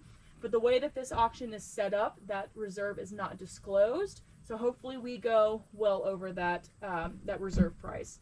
Our average yearling sells for $157,000. The highest price yearling that we've sold since I've been here was in 2014. We sold a Warfront colt for $2.2 million. He was the co-sales topper of that entire sale. So that means another horse sold for the exact same amount of money. So we had to share the glory, but when it is $2.2 million, you really, really honestly don't mind. Wow. So in addition to that exercise, there is a lot of daily grooming that goes into getting these horses to look as pristine as they possibly can. Lots of baths, lots of elbow grease. Because we are prepping through the summer, we start the Monday after the 4th of July and continue until they leave in September. Because we're prepping through the summer sun is of course at its hottest. We practice what we call night turnout. So while all of our horses on the farm are out from 1 in the afternoon until 7 o'clock the next morning, the schedule for the sale horses is altered just a little bit. So we do not turn those horses out until 7 o'clock at night. So that time is limited compared to the other horses, but they're still getting a solid 12 hours outside. So they are still outside until 7 o'clock the next morning. The summer sun loves to do all kinds of fun things to their coats. It likes to sun bleach them, which makes them look dull. It makes them look dry. We want these horses to be dark. We want them to be shiny. We want them to look just absolutely as pristine as they possibly can. So this is a spot where we are going to exit the trolley. You can stretch your legs if you want to, but you can go up and investigate the starting gate. You can go inside of it. You can touch it. People like to take pictures like they're running. Go ahead. Go ahead. It is literally set in stone. Typically there are pads on the inside. That's to serve as protection for the horses. Those are currently getting restuffed, so those have not put back in. But she's just recently gotten a facelift, so the fresh coat of paint makes her just look absolutely beautiful. Very pretty. So training a horse in the starting gate is absolutely essential. They actually can't even make their first start until they've been verified to have been trained in the starting gate properly. It's called getting a gate card. Being enclosed in a starting gate is not a supernatural feeling for a horse, so for safety reasons, you have to train them in the starting gate. Start just by leading them through, getting them used to a feeling on their sides before closing in the front, and then closing in the back, and then closing them in all together. You also want to teach the horse how to get out of that starting gate. How they break is basically going to make or break the outcome of the race. They can still stumble out of the starting gate and recover and perform well, but it just kind of makes it that much more difficult for them. We want to set them up for success. We want to teach them properly how to get out of that starting gate quickly and efficiently. We have a broodmare here at the farm that while she was in training, her trainer called Hancock and said, hey, this is the fastest 2-year-old I've ever had in my entire career. Of course, they're super excited. Next step in her training came to get her in a starting gate, only to find out that she was so claustrophobic that she refused to get in the starting gate. She never got in a starting gate, so we don't actually know if she was the fastest 2-year-old that he has ever had because she was never allowed to race. She is still so claustrophobic that to this day, she will not get in a trailer. She is hand-walked everywhere on this farm. She remains here. She's just recently been retired, but yes. So she's only bred the stallions that we have here at the farm. She can walk. The last year that we bred her to get a foal, she just so happened to be the furthest point away from the breeding shed that she could have been. Her groom lovingly walked her to the breeding shed. It was a 5-mile round trip walk to take her to be bred and take her back. Brought her back 14 days later. We go to check her to see if she is pregnant. Of course she wasn't. Made the trip again, brought her back 14 days later. Oh, shocker, she's not pregnant again. They actually had to make that trip 4 times before she got pregnant the last time. She had that last foal and she has now been retired. People ask me, did she pass on her offspring? Actually, surprisingly, no. She was a very, very good broodmare for us. She probably was, in fact, the fastest 2-year-old because she has produced a couple of stakes horses. She's been a very good broodmare, so we were really happy to put up with her shenanigans. So how many foals did she end up having? She ended up having 11 or 12. She had quite a few. She was a good broodmare. Oh. So she's retired right now. She's living the high life. She's enjoying herself. So I'm going to talk about our fencing just a little bit, and I know you guys are like, yes, I was so hoping you would talk about fencing. So sometimes when you close your eyes and you picture Kentucky, you think of these beautiful rolling hills, you think of thoroughbreds running in these beautiful rolling hills, and you think of white fencing surrounding these beautiful rolling hills. As you can see, there's not a lot of white fencing around us. You're actually not going to find a lot of white fencing in the area at all. Most farms do opt for the black fencing. There's a couple reasons why. First and foremost is historically, that's the way that paint was made back in the day. It was called creosote. It was black, so all farms kind of used that. Most farms have stuck with that as opposed to transitioning to the white fencing. Another reason why people like the black paint versus the white paint is it is much easier to maintain. White fencing has to be painted about 2 or 3 times as often as the black does in order to keep it nice and bright and white and vibrant looking. We are pretty close to a creek that loves to turn everything within a several mile vicinity a lovely shade of green. So we would have to paint even more frequently. We have 100 miles of fencing on the property. So we have to pay attention to things like paint costs. Black paint is cheaper. You also don't have to paint as frequently, so it just makes more sense. There are a couple farms who have white fencing. There is a historic farm next to Keeneland, Calumet, that is transitioning to black fencing. They've kind of been known for their white fencing, but they're actually in the process of transitioning to black fencing. Now, is the creosote in this? No, so it's not that anymore. Okay. Now it's a latex-based paint. Okay.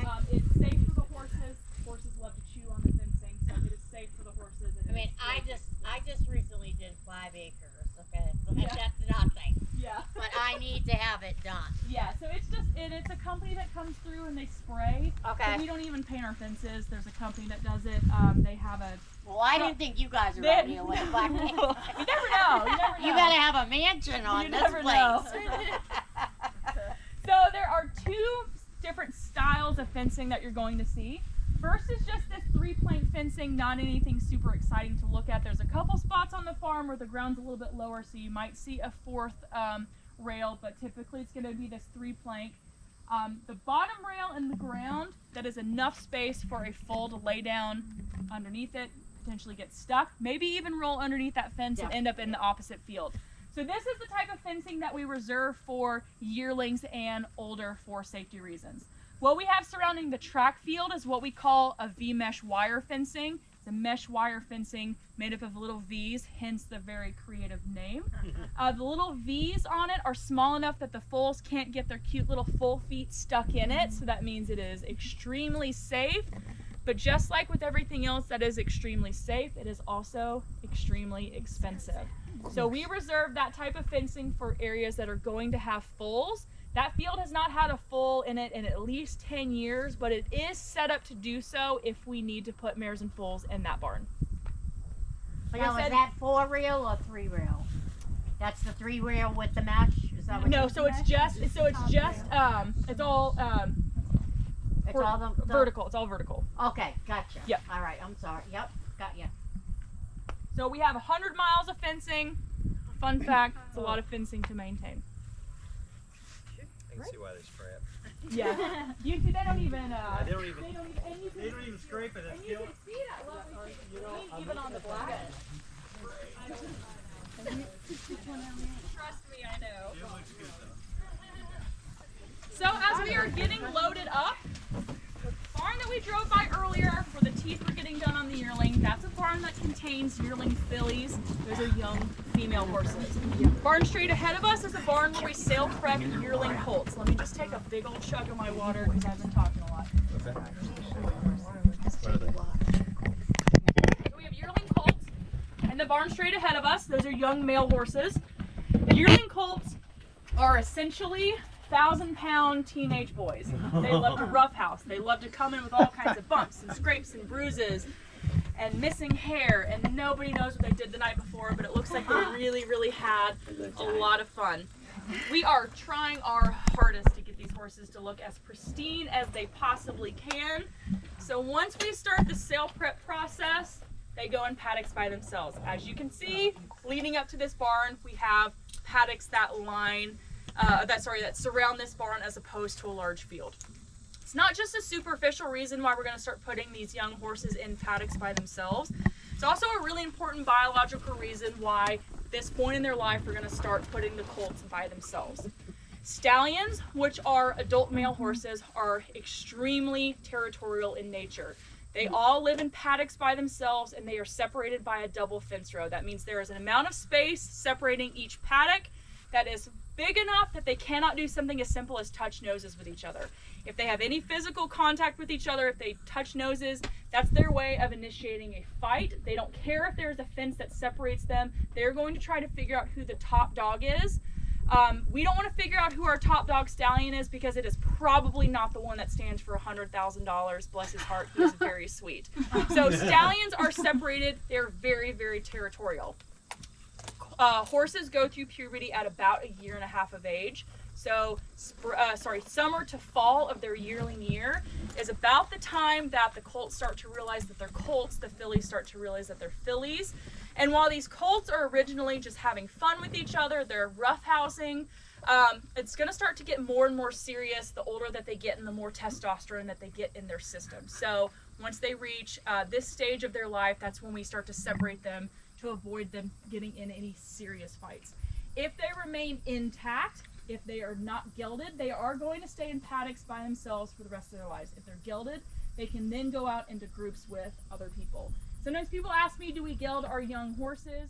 Very, very, very rarely will we geld a young horse. If we do that, it is a safety reason. We have a colt that is very difficult to handle. He is a danger to himself, and he is a danger to all of the people involved in this process. So we might go ahead and geld him, hoping that it'll chill him out just a little bit. Typically it does. We joke that it's brain surgery, but it really is, honestly. Very rarely will we do that, only in extreme cases. There is something to say about testosterone and muscle development for horses, so a lot of people like to keep them intact for as long as they possibly can.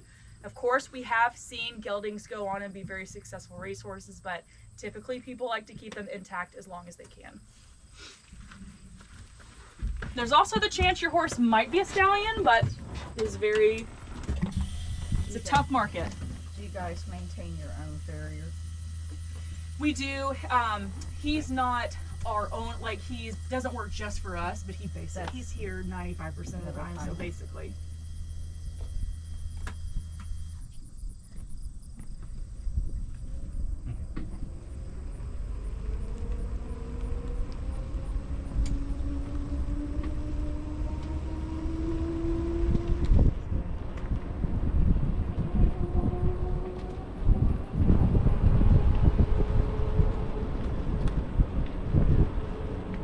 When I go around this barn, I am going to go a little bit slow just because I don't want to come around that blind curve and scare any of the horses. They might have somebody in the hallway.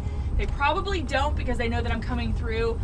These yearlings are still pretty new to this process of me driving through here, so I don't want to spook anybody. So we are just going to go a little bit slow. So this is the yearling barn. Yes. Okay. So these are yearling colts in this barn that we're getting ready to drive around. But as we drive around this barn, I want you guys to look at the setup of this barn. When we were training, this was our training barn, so this is set up like a training barn. It's a pretty standard layout for a training barn and has this nice ring on the inside. Has a couple of purposes. One is you can hand walk the horses after exercise and have an enclosed, nice breezy area. It kind of helps pull them out a little bit quicker. Also, you can ride horses in that ring. So once they would graduate from being in the stall, they needed a bit of an enclosed space right in there before moving to the great wide opening. You can see these guys are just kind of hanging out right now. They all have fans. Most of them are hanging out right by their fans. The names that you see on their stalls, those are not the names of the horses. Those are the names of their moms. So these horses are actually not named right now. They're not going to get named until they are 2 years of age. Up until that point, they are referred to as their mom's name and the year that they're born. So we see those names, and because these are yearlings, it means they were born last year, so they are 23. The foals that were born this year, mom's name and 24. Every once in a while, somebody will name a horse before they reach the age of 2. Typically, that's when they have a name reserved that they like for a horse. They want to go ahead and use it before it gets used by anybody else. Sometimes people like to name their horses after current events. We had a client who loved to do that. They would actually name their horses as foals after these current events. Really funny at the time. Fast forward 2 years later when the horse is on the track, it's not as funny anymore because it's not as current. So a lot of people like to wait to name the horses if they go through a sale. You can change a horse's name, but a lot of people don't like to have them named when they go through a sale. Also, they have a little bit of training under their belt. You get an idea of how they're going to be performance-wise and kind of get an idea of a name that you like for a horse. If you have a horse that you name early on, and let's say your daughter picks out the name and she wants to name it Fluffy Rainbows, turns out that is your next Derby horse, you might be stuck with Fluffy Rainbows as a Derby horse. So a lot of people like to wait till later on, get an idea of how that horse is going to be on the track. I mean, if you want to name your horse Fluffy Rainbows, then go for it. I don't think that name has been taken, so you might be able to use it. So there are regulations for picking out names. Every name has to be approved through the Jockey Club. Certain names can never be repeated, so there will never be another Secretariat, there will never be another Man of War. So once a horse reaches a certain point money-wise and earnings, that name cannot be repeated.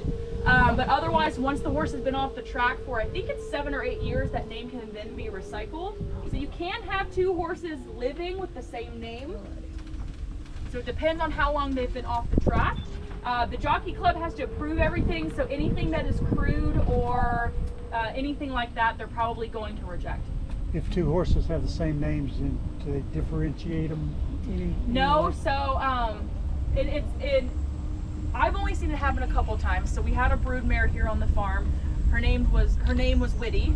She's actually since passed, but this was only just as of recent. But there's a horse on the track that's also named Whitty, and there's no differentiation other than one happened to be a female, one was a male, and then the year was really what was the dividing factor.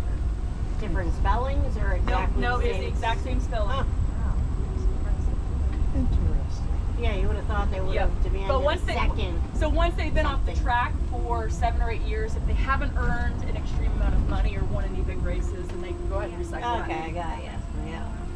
So we are now entering what we call the Marchmont division of Claiborne. Do you want to stop and get that? Yeah, I probably should. That is a sale paddock, and that'll scare somebody. You sure? Thank you. That'll send somebody through a fence, I'm sure. God knows the bags will eat Reach them. right in front of you here and just get a pic. I know my horse Thanks, was, it guys. was a chair that was by itself yesterday. And I about sitting on it.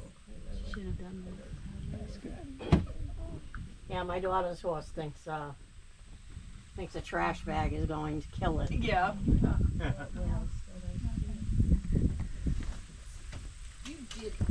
No, I did not. The gentleman back here did, but I did not. Somebody get hold of that. Uh-huh. What was it, Calvin that was afraid of umbrellas? Mine is just a chair when it's by itself. Everything else is fine, but when that chair is by itself, It's suspicious. game on.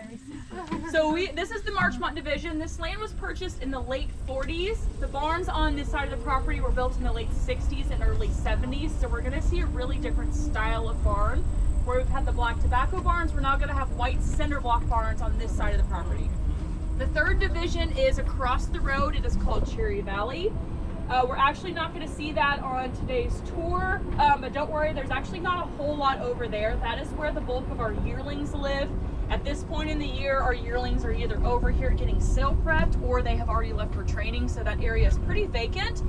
We do have retired broodmares that live on that side of the farm. We have a herd of about 40 broodmares right now that are retired and living over there. But if we were to go over there, though, you'd probably think that I was crazy because there's actually no cherry trees on Cherry Valley. You'd be like, You'd be like, well, you guys are really not good at coming up with names of things, but this is really, really not good at coming up with names of something. There is a reason, though. There used to be a ton of cherry trees. And in 2010, there was an infestation of eastern tint caterpillars. Mares were eating them. It was causing them to lose their pregnancy. It was devastating. About a quarter of the mares in the area lost their pregnancies because of these little caterpillars. They loved the cherry trees, so guess what? Bye-bye cherry trees. All right, I'm gonna pull over right here. This is a spot where we're going to say hi to these little guys. So there's a truck that's gonna pass us on the right, so if you'll please just be aware, he should be looking out for us. Okay. So he took all the cherry trees down. Oh, these are downhill. Oh, okay, Are yeah. these yearlings? Yeah. These are weanlings. So I have a bag of mints, but we're actually not going to feed these guys because I only feed my mares trees. You don't want to keep these guys mouthy early on. These are weanlings, so these are foals that were born this year. This group has already been weaned. I'll talk about our entire weaning process. So there are no adults out here, no adult supervision right now. Are these colts? So this is a mixture. We don't worry about separating Oh, them okay, 'cause they're until babies. next year because these are all born this year. We don't worry about separating them, so this is a mixed herd. So the plaster that you see on some of them, that is actually a clay poultice. That is used to try to combat appendicitis. So that's inflammation of the growth plates. This guy went through a growth spurt a little bit. So he has some swelling. We want to calm that down just a little bit and just put that clay poultice on. These fields are this nice lush grass. It's really, really nice, but it can also be not super nice because it can cause those growth spurts. Gorgeous boy. Kind of a double-edged sword. What's it called? Field, I should say. So this is actually the oldest group of foals that we have on the farm, the oldest group of 2024 foals. These guys were born in late January and early February. We wean at about 5 months of age. That's not set in stone, but that's kind of a guideline that we follow. Foals that are bigger and growing too quickly, we might wean them a little bit earlier than the ones that are a little bit smaller that need to stay on their mom just a little bit longer. When they're about 5 months of age, they really don't need that milk from their mom. It's You guys kind of just an love extra the treat, but it's love the really attention, don't you? intense. You like So if right we there can on that slow ear, down the right there on growth, that ear. Take away that milk first and foremost. So the ones that are growing quickly, we're going to wean earlier. When we wean, we want it to be as stressless as possible. It's not going to be completely stressless because of what it is. It is a necessary evil, but we'll try to make it as stressless as possible. So when we wean, baby stays where they've been living their entire life and mom goes somewhere else. So the baby doesn't have to get used to new friends and a new environment. They stay where they've always been and mom goes somewhere else. When we wean at turnout time. Baby goes outside at 1 o'clock like normal. Mom actually gets snuck onto a trailer. We're not really sneaky about it because you can't be sneaky about something like that. But baby goes out, mom goes on a trailer, mom leaves. Baby goes outside, plays with his friends for a little bit, and then says, "Oh, I'm a little thirsty." Goes to look for mom, and is like, "Oh no, mom's not there." You guys know that They might winning. They might run around just a little bit, look for their mom. Usually about 24 hours later, though, they really don't even remember that mom is gone. The reason for that is the only foal that is getting weaned at that time. So they're a little bit worried. They're looking for mom, but nobody else around them is worried. So it kind of helps calm them down a little bit quicker.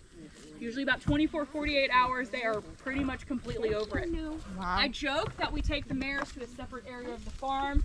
We get them off the trailer, they have a big sigh of relief and immediately start grazing. But actually, more often than not, that's actually what they do. A lot of these mares are really ready to be weaned at 5 months. They'll start trying to naturally do it themselves. So that's how we know it's the right time to start weaning.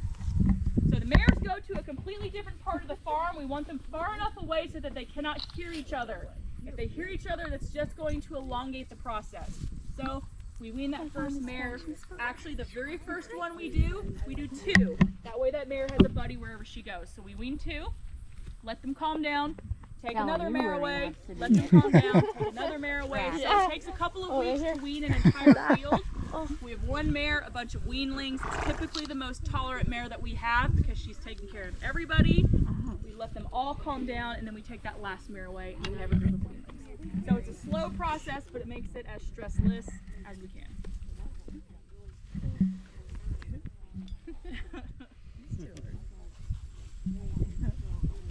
These guys are hams. Yeah, they are. So there are 3 coat colors that Now we see in thoroughbreds, if you know horses, you might be saying, Mary, there's way more than 3. I know. Trust me, I know. There's 3, actually kind of 3.5. So the most common that we have is bay. Bay is a brown body with a black mane and tail, but there's actually 2 different variations of that bay. There's just bay, and then there's what we call dark brown / bay. Dark brown / bay horses tend to lean closer to almost looking like black horses, but the brown can really vary kind of in shades. So we have this one, actually that's a gray. So that one's gonna gray out. So that's not a good example, but we have this one right here, pretty light. And this one right here is a little bit darker. They still have a black mane and tail, so that means they are still considered bay. The second is chestnut. I don't think we have a chestnut. We don't have a chestnut in this field, but chestnut is more.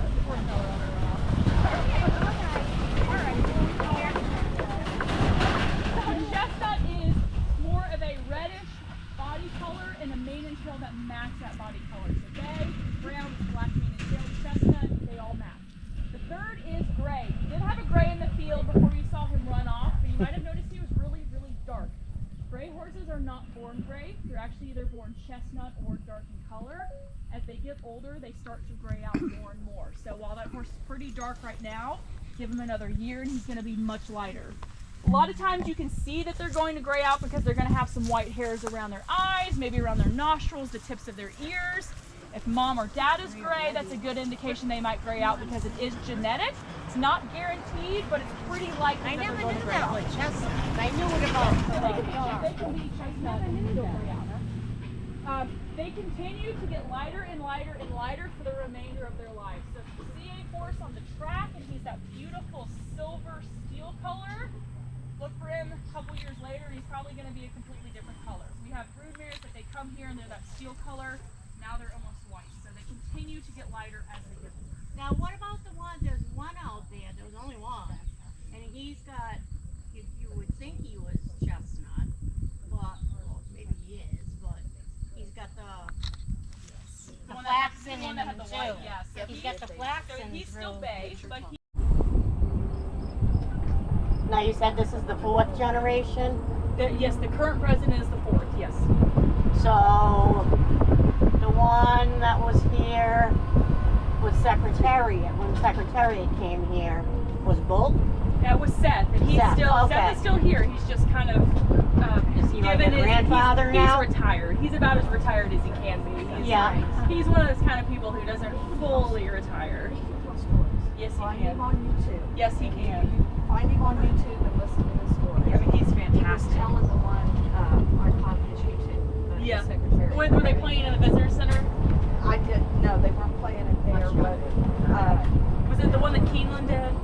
no, it was one down here in Secretary. Oh, okay. Oh, yeah. Our dedication. Yes, that was really good. That was We good. were actually very, That was the because first he's one I very bought. quiet. Yes.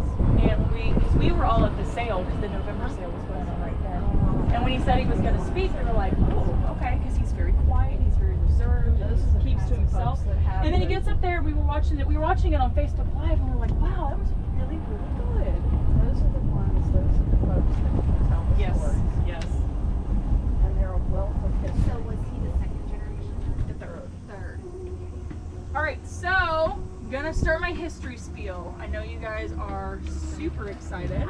I am. So this is all very, very condensed. If we're gonna talk about the full history of the farm, we're gonna be here for hours and hours. So this is a Spark Note version of our history.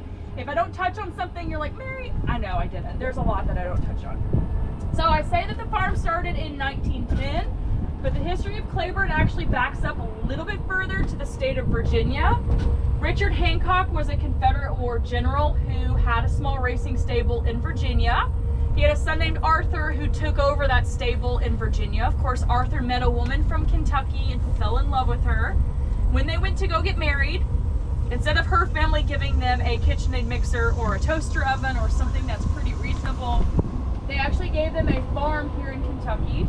So he relocated his farm from Virginia to Kentucky, renaming it Ellerslie Stud to Claiborne Farm. So Arthur was responsible for importing 2 stallions from Europe, named Sir Galahad III and Blenheim II. Those were kind of seen as our cornerstone stallions. that got us started in the history books as being known as being a premier breeding operation. Why Claiborne? Because she was Nancy Clay. Ah, okay. Thank you. So prior to this, the Europeans, they really thought that they were the end-all be-all of breeding racehorses. So by incorporating in that European blood into the already established, excuse me, North American thoroughbred that we had, they were able to improve on what we had and kind of showed the Europeans that we were going to be strong contenders in the game. Great one. Arthur had a son named Arthur Jr., who was also nicknamed Bull Hancock. He rightfully earned that nickname. He had a very bullish personality. He also had a deep voice to go with that personality, so it's a very... But you guys, when I was 23, I was definitely not capable of doing anything like that. So this was in 1972. He was approached by a woman that first year that he took over the farm. She said, my father and your father, they had a really good relationship. I'd kind of like to translate that into the next generation. I have a really nice horse. I think he's gonna be pretty good on the track. I think he has some stallion potential down the road. I want him to stand stud at Claiborne. Would you please be in charge of syndicating him? So the vast majority of stallions in the area are owned by syndication. Basically means there are a whole bunch of owners that own different shares of the horses. Those shares, basically it's a timeshare. Those shares equate to breeding rights for the stallion. Right. So this was a little known horse, kind of an obscure one. I don't know if anybody has heard of him. His name was Secretariat. Secra who? This was in 1972. Secretariat was a 2-year-old at the time. If you've seen the movie Secretariat, they show some blips of Seth selling the syndication to people. They show him having a really hard time. They show people hanging up on him, people saying no. The reality of what happened is very far from what Disney portrayed. He actually ended up syndicating the horse for a record $6 million, which with inflation is the equivalent of $36.5 million. So a lot of people thought he was going to be a pretty good racehorse and he had some stallion potential. He ended up concluding his 2-year-old career being a 2-year-old champion. Oh yeah. He went on to have a pretty decent 3-year-old year in 1973. Pretty good. He was the Triple Crown champion that year. Still holds records for all 3 legs of the Triple Crown, which stand to this day. And he will go down in history as being the greatest animal to ever set foot on the track. So we have a group of mares and foals over here. Are these the one that you're going to give the treat? That's what I thought. You know what? Let me see. Where are these? Oh my God. Yes. So I'm just gonna back up really quick. I don't know how long these guys are gonna stick around because they're being little. Oh my gosh. They're being little silly They're going gooses. already. How out here today. The truck's here. Oh my God. Yeah. I don't think these guys are gonna stop because they're unloading. But anyway, this is actually our youngest group. So these guys have not been weaned yet. You can see size-wise the difference between these foals and the ones that we just saw. That difference is about 4 months. It's about a 4-month size difference. You get a couple big ones in there. Yes, yeah, we did. Some of these are big. Yeah. So there's a really nice example of a gray right there. You see that gray mare and the foal next to it? Yeah. You can see the coat on top is yeah. chestnut. So that is a chestnut that is graying out. The mom was actually dark when she was younger. So it's a little bit interesting to see that different variation of those 2 coat colors. Yeah, so she's very young. She's very young, so she's still pretty dark. That's actually her first foal that's by her side. So a couple years from now, she'll be a completely different color. Yeah. Now, does she have black skin underneath her? Yes. I had a blue Yes. roan that had Yes. black. Yep. Okay. All right, as we drive around this barn, you guys to take a big whiff. Yeah. That is the smell of success. So I mentioned we were at the foaling barn, the nursery barn. This is the nursery barn. We have all these little paddocks that surround the nursery barn. For the same reason that we have the paddocks at the foaling barn, we want to limit exercise for the foals. Excuse me, we also want mom and baby to bond appropriately, so they stay in these paddocks until the babies are ready to go to the large fields. Now they're not double fenced. Right, because so these don't need to be separated. Okay. So they stay generally in these paddocks until about 2 weeks of age. That's usually when they're strong enough to go to the large field. If they need to stay in a paddock for longer, that's fine. Maybe their knees are not as strong as they need to be. Maybe their hind end isn't strong enough for the hills in the large field. We keep them in these paddocks for as long as they need, but typically it's about 2 weeks. So then they graduate to the field. Once we have an entire group of horses, that whole group will get moved to one of the barns that we've passed earlier. So this barn is also a revolving door. Get horses in, we move them out. The last horses that come here do end up staying here though, so the youngest ones are the ones that we have living in this barn. And dig around them, right? Yeah, because they'll break them. Yes, Yeah, yes, they so take we it have, if they get sold, yep. they'll follow the fence line down right to the square. First So time I was visited, you explained that to me. I was like, why is everything rounded? And then it made perfectly good sense. Yep. Yeah.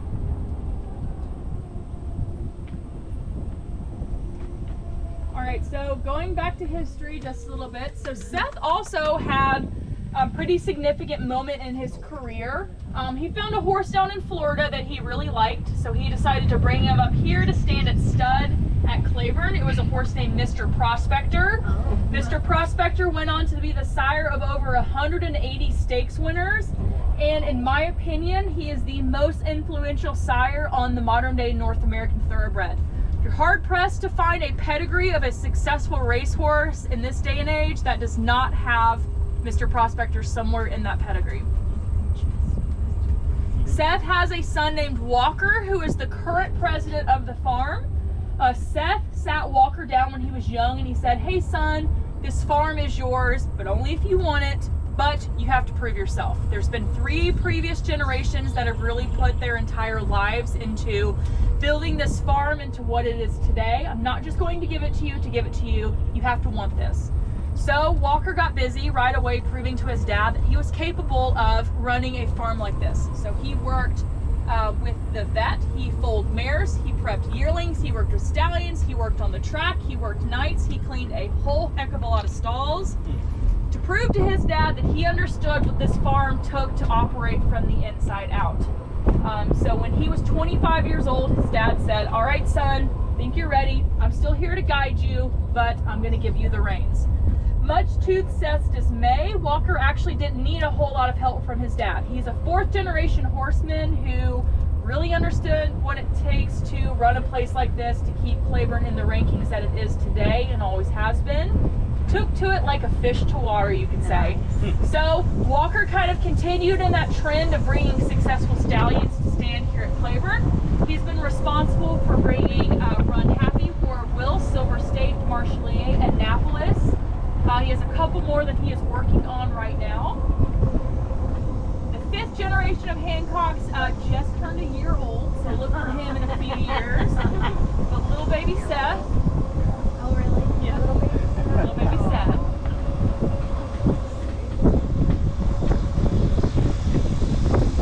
My dog right there.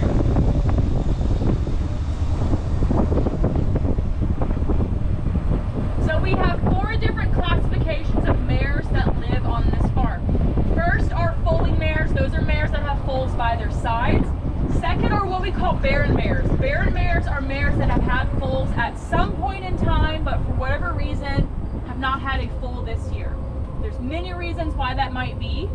Maybe she lost her pregnancy, so she's going to be barren for this year. Maybe she had a not so routine foaling and needed a year off physically.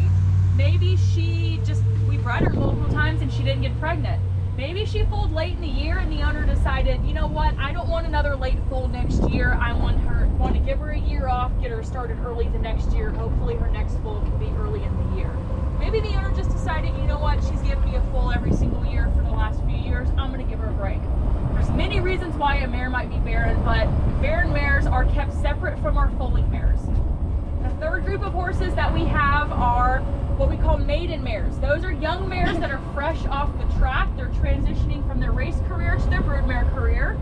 A couple reasons why that might happen. Maybe she was really fast and her owner decided, all right, she's proven everything she needs to. I want to see a couple babies out of her.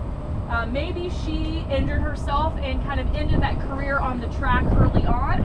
She's going to come here, she's going to rehab once we think that she's fit to start that broodmare career. We're then going to transition her into that. maybe she was just really, really slow. If she was slow though, she has to have a very good pedigree to back that slowness. We are not breeding horses just to breed horses. We are breeding horses to hopefully improve on what we have, so we are very selective with our brood mares. Just because she has a uterus does not mean she is a candidate to be a brood mare, so our qualifications are pretty high. If she was not very good on the track, she has to be bred really, really well. The fourth group of brood mares that we have are retired mares. Any mare that retires while they are living on this farm will have a spot here for the rest of their lives. We breed our mares until they are 20 years of age. Once they reach 20, that's when their risk for foaling complications can start to increase. So that's when we retire them. If their fertility starts to decline a little bit earlier than that, we might think about retiring them even earlier.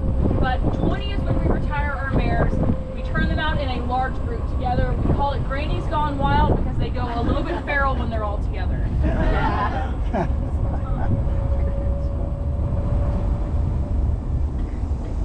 So our maidens, they can come to us at any age. They can come to us as young as 2 years old. If they're 2, we're not going to breed them. We do not breed any horse younger than 3 years old. So if they come to us and they're 2, they're just going to hang out till next year. So mares will not have their first foal until they are 4. We breed them at 3, 11-month gestation. They don't have their first foal until they are 4. Like I said, we breed up until they are 20. Ideally, a mare will have a foal every single year. That does not always happen, but a really good brood mare is going to give you maybe 12 or 13 foals in her lifetime. We have a fully functional maintenance department, so any piece of equipment that we might need, we do keep on hand. Tractors, trailers, a lot of things that I do not even know what they are called. We have a brick incinerator over here. I'm going to tell you guys about it and you're going to think, wow, Mary, that is the most unnecessary bit of information that you shared with me, but you guys are here to get the full experience, so we are going to share it. So this brick incinerator right here was previously used for burning our mares' placentas. Oh, wow. 160 foals means 160 placentas. We do not have a coyote problem and we want to keep it that way. So we need to make sure that we dispose of them properly. We used to burn them in this incinerator right here. We haven't done it in several years. I can imagine the smell has something to do with it. Now I honestly don't ask too many questions, but I think they bury them in a big hole in the back of the farm. But they love for me to tell this joke. I didn't write this joke, so if you guys don't think this is funny, it's not me, because I'm actually very funny. This is not my joke. The joke is that it is now the farm's pizza oven, and it is Pizza Wednesday, and everybody is invited. Don't worry. And they'll be shows up. So it may sound kind of odd to bring up placentas, but that is a pretty important part of breeding horses. It's actually something that we evaluate every single foaling. So every single placenta is evaluated along with every single foal. The main thing that we do is we weigh them. We make sure that they weigh what they're supposed to. They are supposed to weigh 11% of the foal's body weight. Foals can be anywhere from 115 to maybe, I've seen up to 170 pounds in size. So we want to make sure that they are 11% of that foal's body weight. If they are significantly larger, that means a placentitis. That is an infection in the placenta. That means that the foal was compromised in utero. That's going to mean that something is probably going to rear its ugly head later on. So usually with those, we go ahead and start them on IV antibiotics to go ahead and get ahead of whatever is brewing, because inevitably there is something brewing. We also look at every placenta to make sure that it looks okay, because that is kind of the lifeline for the foal while they are inside of their mother. So we want to make sure that everything looks healthy. Do you have to worry about retained placenta? Yes. Okay. We also want to make sure that everything comes out as well. Exactly. Yes. So, fully functional maintenance department. We have our own mechanic. We have our own plumber. We have our own electrician. We have our own gas pump, so we don't even have to go to town to fuel up our farm vehicles, not personal vehicles, unfortunately. We have our own break room with a snack machine. How lucky. So we have a snack machine that has had pretzels in it since I think 1995. I'm sure they're still good. We have 100 employees in total. That's everybody. That's maintenance, that's horse staff, that's everybody that works in the office. That is everybody. Of those 100, 25 people have been here 30 years or longer. That really, really speaks loads to not only the type of place this is to work, but kind of the pride that we take in what we do. That number does increase in the summer. This is a pretty popular place for local high school kids to come work during the summer. With 100 miles of fencing, that is a lot of weed eating that needs to be done every single year. So we definitely keep them busy. We give them a backpack full of pretzels and water. We give them a weed eater and we set them free. We check on them every Wednesday. Wednesday is payday. And pizza day. That's all they did. Oh, yeah, it's a full-time job. 24/7. It's a full-time. Now the grass is Sunday. the grass is slowed down just a little bit where it's been so dry, but I mean, it is a full-time job. Oh, I know. It's terrible. Usually this is not. The older Usually gentlemen, this is what they clear. call the weed. Because that's what we did. Yeah. Kingfisher. Two guys, the fishers, the most Yeah, we have four tractors going nonstop. So those are our resident swans. I just call them frickin' frack. I don't know what their names are. So we've really figured out how to get baby horses, but we have not figured out baby swans. We try to have swan babies every year. This year we got really, really close. There's always something that gets the eggs. I don't know what it is, but for some reason the geese are fine, but never the swans. And we have we have otters. We find otters in the, I think It's probably the otters. and turtles. Oh, turtles are huge for getting them. All right, so this is the spot of the tour where we're actually going to leave our trusty little trolley behind. We're going to do the rest of it walking. We're going to walk through one of our cemeteries. If you've been through the cemetery before, you don't want to continue on to that part, that's fine. It's not going to hurt my feelings. I'll just run in the shower later. It's okay. So we're going to walk. Remember your homework.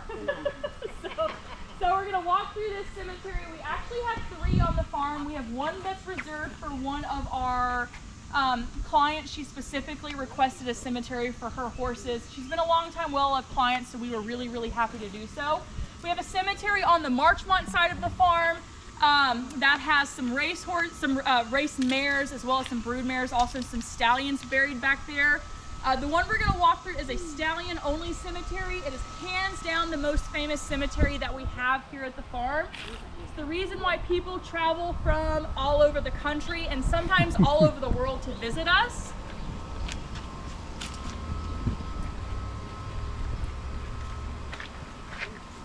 So right as we walk in here, your eyes are probably going to be automatically drawn to the most famous headstone that we have here at Claiborne. Please do not feel like you cannot walk on the grass. Go visit any headstone that you want to. Go up and touch any headstone that you want to. Please feel free. So definitely the most famous headstone that we have is of the 1973 Triple Crown winner Secretariat. It is not unusual to find flowers on his headstone, particularly around Triple Crown races, his birthday, things like that.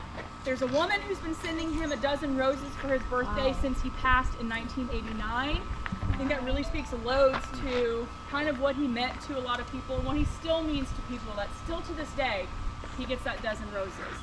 During all the Triple Crown races, there are large floral arrangements that are sent, so it really is kind of endearing to see how special of an animal he still is and will always be. The loose change on the top of his headstone is a penny for Penny in reference to his late owner, Penny Chinnery. That's loose change that we donate to the Secretariat Foundation. That's a research foundation that has several different projects that they work on. But one of their big ones is researching laminitis. Laminitis is the foot disease that ultimately took Secretariat's life in 1989. So if you guys have heard the rumor that after his death, during his autopsy, they discovered something kind of unusual about him. During his autopsy, they discovered that his heart was 22 pounds in size. The average horse heart is anywhere from 6 to 7 pounds. So it wasn't just a little bit larger, it was significantly larger. If you've heard the rumor that the unlucky Sham had a very similar physical trait, that's also true. So Sham Had he been born any other year, probably also would have been a Triple Crown winner. But during his death, they found, during his autopsy, they found that his heart was 19 pounds in size. So we also had that enlarged heart. They say, though, that if they knew that, he probably never would have set foot on the track. They would have been worried he would have suffered a cardiac episode, which would have resulted in him passing. Oh, because of the heart? Because the enlarged heart, yeah. They would have been worried about the stress on the heart. Was there any place in their tree where they crossed? Or their... You know, to be honest, I'd have to lay him down side by side to look, because I don't know Sham's pedigree off the top of my head. Because so. it would be interesting. Yeah, it is. And it's, you know, people say that, oh, well, that's not, you know, there's debate on whether that was a key factor or not, but it's hard to deny. So a lot of times, Secretariat gets discredited for how he was as a sire because he did not replicate himself. Very unfair to say because there will never be another Secretariat. To say that because he didn't create another Secretariat, he wasn't a good sire is not only unfair, but it's also You want a landscape or portrait? He put his stamp on the breed probably in a way that I don't want to look at myself. expecting. So where he really dominates 1, 2, 3. as a broodmare Hold on. sire. So that means his daughters went on to become 1, 2, successful 3. producers. He is 1, the broodmare sire 2, of Stormcat and Aphid. All right. Thank you so much. Will you do mine also, please? Secretariat is buried And I don't whole care and whether it's is portrait also or... embalmed. He is the only horse in this cemetery embalmed. The only other horse that I know of that's embalmed is the Great Man of War. There are 4 others in this cemetery that are buried whole. Everybody else is just buried with their head, their hooves, and their heart. Those are seen as the 3 keys that really made up a great racehorse. They had to have a good head Thanks, on their I appreciate it. shoulders. They had to have a healthy, or strong heart, and they had to have healthy hooves. So that's what they decided to bury them with. A couple headstones I want to talk about over here.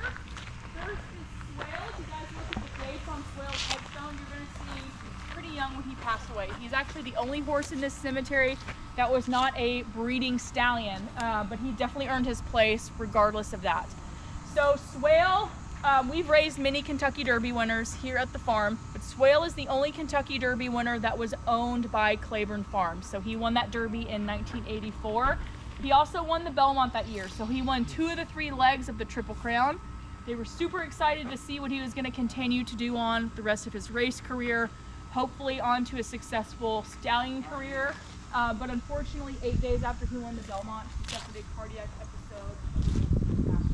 I get asked a lot, if you have an enlarged heart. I do not know the answer to that. I actually do not know the answer to that. To the left of him, we have my boy Flatter. I can't come in here and not at least say something about my good boy Flatter. He was a very well-loved horse here at the farm. He was born and raised out here, so a lot of us knew him very, very well. He's a very well-loved stallion, very kind, gentle giant. He was a horse that was good to a lot of people. He showed a lot of people success, not only on the track, but also in the sales ring. Kind of what I deem a 4-leaf clover type of horse because he was lucky for a lot of people. He did pass away unexpectedly. He is still missed to this day. He's a good boy. I can't come in here and not at least acknowledge him, tell everybody what a good boy he was. The headstones on the back side of this cemetery, these are the oldest ones that we have here in the cemetery. Anything with a star in the top left corner means they were imported. So we have Sir Galahad III and we have Blenheim II. Those are our cornerstone stallions that really got us started in the history books. To the left of Blenheim II, we have a horse named Gallant Fox. Gallant Fox was the 1930 Triple Crown winner. He is also the only Triple Crown winner to sire a Triple Crown winner. Try saying that 3 times fast. He had a son named Omaha who also won a Triple Crown. Wow. To the right of Blenheim II, we have Nasrullah. Nasrullah was imported by Bull Hancock, went on to be the sire of Bull Ruler, the sire of Secretariat. To the right of Nasrullah, we have Prince Quillo. I do not know why that headstone is worn the way that it is, because these are all original. That is Prince Quillo. Prince Quillo was the sire of something royal, who was the Dan of Secretariat. So we have grandfathers on both sides for Secretariat. 2 down from him, we have Bull Ruler, who was the sire of the Great Secretariat. A couple I'm going to talk about over here. First is Mr. Prospector. Mr. Prospector was brought up in Florida by Seth Hancock. Stud here. And ended up being a pretty good move on his part. Ended up siring over 180 stakes winners. Like I said, I think he's the most influential sire on the modern North American thoroughbred. Between Secretariat and Mr. Prospector, you are hard-pressed to find a modern-day racehorse without Mr. Prospector, AP Indy, Stormcat, one of those three names somewhere in that category. So two very influential stallions on the modern day. Two down from him, we have a horse named Reaver Ridge. You guys may be thinking, why does Reaver Ridge have flowers on his headstone? Well, Reaver Ridge is a little bit of an unsung hero for the entire Secretariat story.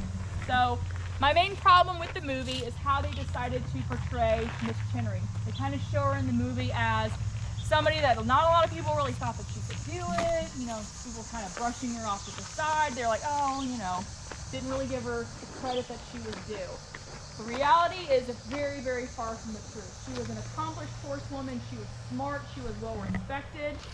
She really knew what she was doing. She actually owned Reaver Ridge, who won the Kentucky Derby the year before Secretariat. So she owned back-to-back Derby winners. There's not a lot of people who can claim that they have done that. So in the movie, they make it seem like Secretariat has to win in order to pay her father's estate tax so she can keep the farm.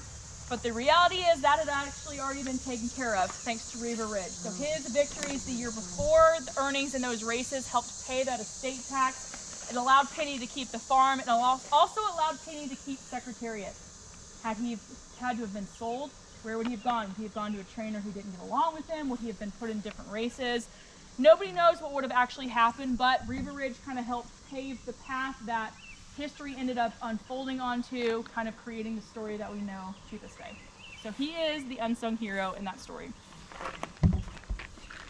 We're going to keep walking this way.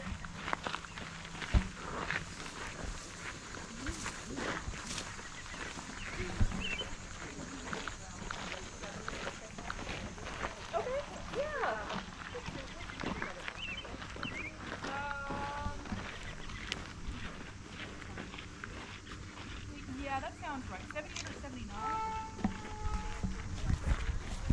Spectacular Dead. So once we go past this gate, I said you're welcome to pet horses that come to the fence. That ends here. These guys that live beyond this gate, these are our stallions. They have teeth and they love to use them. So do not try to pet these guys because they will absolutely try to bite you. There's a little bit of an open area over here where we can gather. I'm going to kind of conclude, talk about a couple of our stallions real quick because they're all hanging out waiting for mitts. So.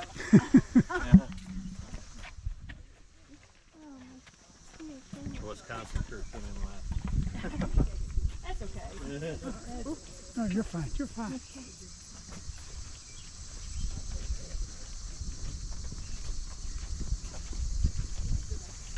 So this isn't a stallion tour, but isn't it funny how my three favorite stallions are right where we conclude? Isn't it funny how that works out? So these are actually three really good examples of kind of what we embody here at Claiborne, kind of what we represent. The first horse I want to talk about right here, this is Warfront. Warfront is our highest priced stallion. He stands for 100. He's like the big boy. It's too hot. You gotta walk to him. And he knows I will. He stands for $100,000. At one point in time, he stood for $250,000. That year, he was the highest priced stallion in North America. He's a little bit older, so we've decreased his stud fee. He is 22 years old. So I mentioned our brood mares, we retired them at 20. It's a little bit of a different story with our stallions. A couple factors that determine a stallion being retired is, are they still fertile? Do they still like doing their job? Can they physically do their job? He can do all three, so as long as he is happy doing his job, he's going to continue to breed. So he's 22 years old, so we've decided to decrease that fee quite a bit. We've also limited the number of mares that he is allowed to breed a year. So while everybody else, we allow them to breed up to maybe 140, maybe 145 mares a year. That's the max that they're allowed. They don't always fill that, but that's the max that we allow. We actually max him out at 65 mares a year. So we're trying to preserve him physically for as long as possible. Yes, that is a hefty stud fee that comes with this horse, but the return on investment is pretty significant. It's not unusual to see his offspring sell for $500,000 to $1 million at auction. They're successful on all types of surfaces. They're successful on grass, on synthetic, on dirt. They're successful here. They're successful overseas. He has a lot of success with horses overseas on the grass. So the Irish love to come and buy Warfront yearlings every year. But so that $100,000 is pretty good investment if you're looking at things like that. He was born and raised here at the farm. He's owned by a client. The owner thought that'd be a good spot for him to come and stand at stud here. We were, of course, also very happy for that. His dad also used to stand here. He's by a horse named Danzig, so it was a natural spot for him to come stand where his father was, father-son. Also, this is where he was born and raised, so it was just a good spot for him. I'll give him one more mitt before I come over. Actually, before I move, I want to kind of point out physically what he looks like. So we're going to look at another horse who is a very different physical than this one. This one's a little bit shorter. He's a little bit stockier. Hopefully he doesn't get angry that I'm calling him stocky, but he is. A little bit shorter, he's a little bit stockier. This is more of what you see in a turf style horse. He of course ran on the turf. He tends to throw more turf horses because he is turf built. That's running on the grass. They're shorter, they're stockier, they got bigger feet. But he doesn't only throw turf horses, he also throws dirt horses. A good example of that is waiting patiently over here at the gate. Just like clockwork, he doesn't always come up to the gate, but he did today. This is a son of Warfront named War of Will.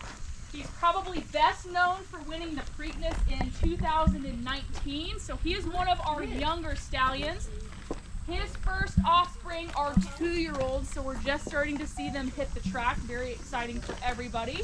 You can see physically this is a very different looking horse. He's longer, he's leaner, he's longer bodied, longer leg. This is more of what you see in a dirt style of horse. So he won that Preakness, which is of course on dirt.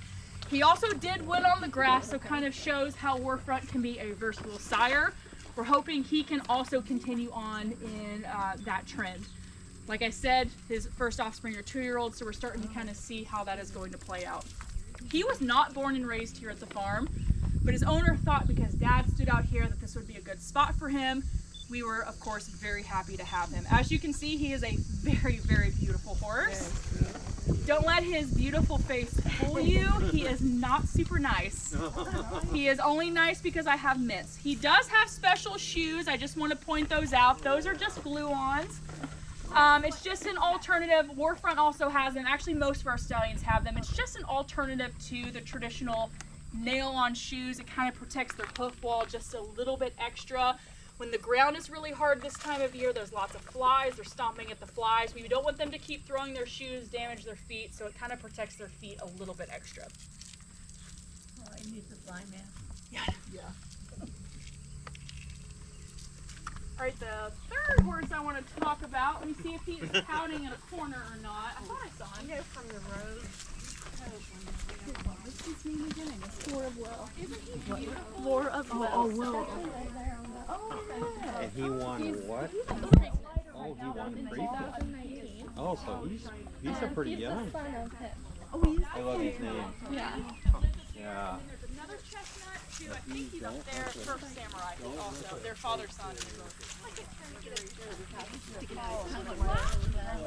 And every time I click, you go, All right, he's up here. He's gonna hear me and start coming down. So this third stallion I want to talk about is Blame. Blame is probably best known for winning the Breeders' Cup Classic in 2010, beating the unbeatable Zenyatta. She was 19 for 19 going into that race. It's just by a nose. Her fan base were really hoping that she was going to end her career being completely undefeated at 20 for 20. That was until she met this guy. He had a different idea about how things were going to play out. He was not super popular for that victory. He actually received several strongly worded letters in the mail. He received some death threats. So we did have to up our security here at the farm. But he is actually not very good at reading, so he didn't see the letters, so he is A-okay. Somebody lost a lot of money. In addition to that, he is a multiple grade 1 winner. He's been a really good sire for us. He's kind of been the testament to being patient with a stallion. Nice. In Kentucky, a lot of stallions around here. This is kind of the best of the best. Every year there are new stallions that enter the market, so you kind of have to stay a little bit competitive. He was always going to be very strongly supported because he is owned by Claiborne in partnership with a woman named Adele Dilschneider, so we were always going to be very supportive of him as a stallion. And being patient with him has really kind of proven to be a good move, especially in the last couple of years. He's proving himself to be a really good broodmare sire, so his daughters are going on and being very nice producers. Takes another generation before you could see that come to fruition. People aren't always super patient with stallions around here, but he was always going to get a very fair shot. His mother used to live here. She actually sadly passed away the other day, but her mother was here. He has a full sister that lives here. He actually has a retired brother that lives here, so a little bit of a family affair. I'm surprised he's being so shy. Shake that big. Come on, buddy. Come on. Come on. I'm like the only horse person that can't whistle, so. I can't even whistle. Come on. Blame. Oh, Blame. So Blame is not blindfolded. He has very bad seasonal allergies, much like I do. So his eyes water. So to keep the flies from bothering him too much, we do put a fly mask on him. He can see out of that. It's a lot like sunglasses where you can see out, but you can't see in as well. He's like, la-di-da. I know he is. He is 18. Oh, he's 18? Yes. I guess it has been a while since Zenyatta last won. Yeah, Zenyatta's a year older. I actually got to see her last year. I like to like my grill over. He's big, but he looks much bigger because he's standing uphill. But But this is kind of a good representation of what we have here. We have client-owned, born and raised here, farm-owned, born and raised, and then a horse that was a really good fit here. So kind of good representation of the different types of horses that we have here at the farm. Personality-wise? Oh, he's a goofball. He's an absolute goofball. So when he's in the stall, if you give him a mint, he'll go to his water and he'll take a sip of water and he'll hold his tongue out and have the water. I guess he's trying to dissolve the mint in the water. He won't do that out here though, but He likes the coolness of the water in the mint. refreshingness. You're silly. What's his stuffing now? 35? I think he's 35, which is, for him, I think that's very fair. I don't have $35,000, but if I did, I would think that was fair. They all like those mints. They love the mints, and my hands are just so slobbery right now. Drooling They love, so they only like these hard ones. Oh, of course. We've had people bring like the soft mints, and they No, will not not eat the good. soft ones. They will not. One more. So he's got very good feet. He is barefoot. The ones that have to have shoes, we go for the glue-ons, but he's got really good feet, so he stays barefoot. For all the horses, including the broodmares, if we can keep them barefoot, we will. If they need shoes, that's fine. If they need special shoes, that's fine. But we try to keep them barefoot as much as we can. Barefoot and pregnant. All right, are there any questions before we kind of conclude? I just didn't hear, what you were saying about why he was getting letters for like. Because he ended Zenyatta's unbeatable streak on the track, and she had a very strong fan base, and they weren't very happy about it. She just made his view. What did you ask? What did you ask? Why he was saying Oh, you didn't hear that? Yeah. What she said, yeah. Because there's some sore losers out there. Yeah. I guess the guys say on the stallion tours there are still people that will turn their back when they pull them out, and I'm like, Are you kidding? 14 years ago? Wow. 14 years ago. No. I know, horses just He do did what what they he know was to do, supposed to and these do. horses know to run, so. Yeah, they're holding a little sourness there. Yeah, he's okay. He doesn't mind. Yeah, He's that's pretty right. He content. gets mints. He's living the good life. Yeah, He's got dates for days and peppermints. So he's okay. It doesn't get much better. No, it doesn't. Free room and board. Yeah. And free medical care. Yeah. All right, are there any questions before we conclude? Well, actually, first and foremost, I want to thank you guys. I think especially in this day and age, it's really important that we be as transparent as we possibly can as an industry, kind of show everybody the dedication and the love that we have for raising these horses, that there's more than just the derby and the glitz and the glamour of the races. There's a lot that goes into the before and the after, and we really take pride in what we do, and we take pride in the care that we take for our horses. I didn't really touch on this too much, but we are very devout in our aftercare for our horses. our retired broodmares stay here. We will rehome geldings that aren't necessarily fit for the track. We ensure that every horse that we breed here has a safe landing. That's something that we really take pride in. Like I said, it's really just important to kind of share the good that we try to do and the love that we have for these horses, because that's really the heart and soul of this entire industry is these horses. So thank you. Oh, thank you. Oh, see? One more. They only wants me for one thing. One more. One more. Thank you. Thank you very much. You're welcome. Thank you. Hi there, big guy. Beautiful, beautiful.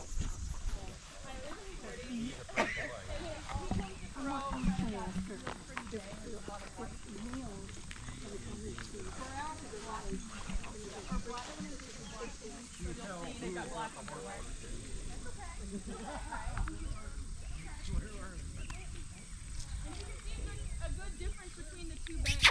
He's a dark brown / bay. He's pretty dang dark. This one, more of a traditional looking bay. Yeah, much lighter. So even at this point in their life, these two cannot be in the same batch. No. And you can see how much space we keep separating them. They can live next to each other as long as they can't touch each other. It's the touching triggers the aggressive. Wow. So they never get over So they that. can look at each other and they won't like try to fight anybody. Well, that's true. Okay. Yeah, that. And it's machismo behind these things, so don't let him touch. Oh, okay.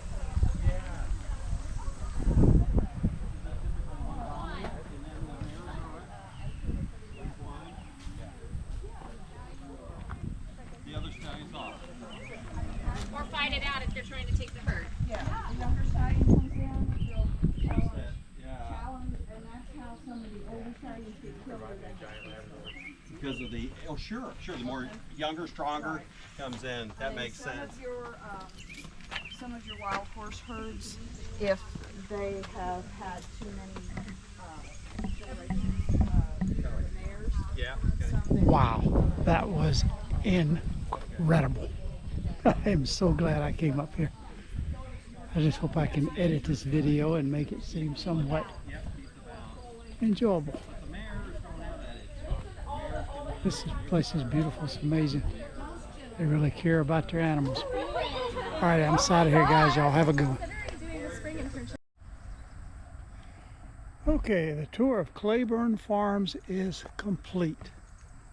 That was amazing. That was amazing. Very informative. Glad I made the trip. I'm just kind of like in awe of the whole thing. I mean, this place is massive. Oh, wow. That's all I can really say. This was, now I guess now I'm a horse person. I don't know. Definitely not a horse whisperer. But I'm going to be getting into Jeep, saddling up, heading back toward Colbert. Not sure how far I'll make it, if I'll make it the whole way or what. We'll see how the weather goes and how I feel, and push comes to shove, I'll find some truck stop, take a nap for the night. Okay. Over across the road is horses. Go figure, horses out in the field. Who would have thought that? Alrighty, guys. This has been a blast. This has been a blast. Alrighty.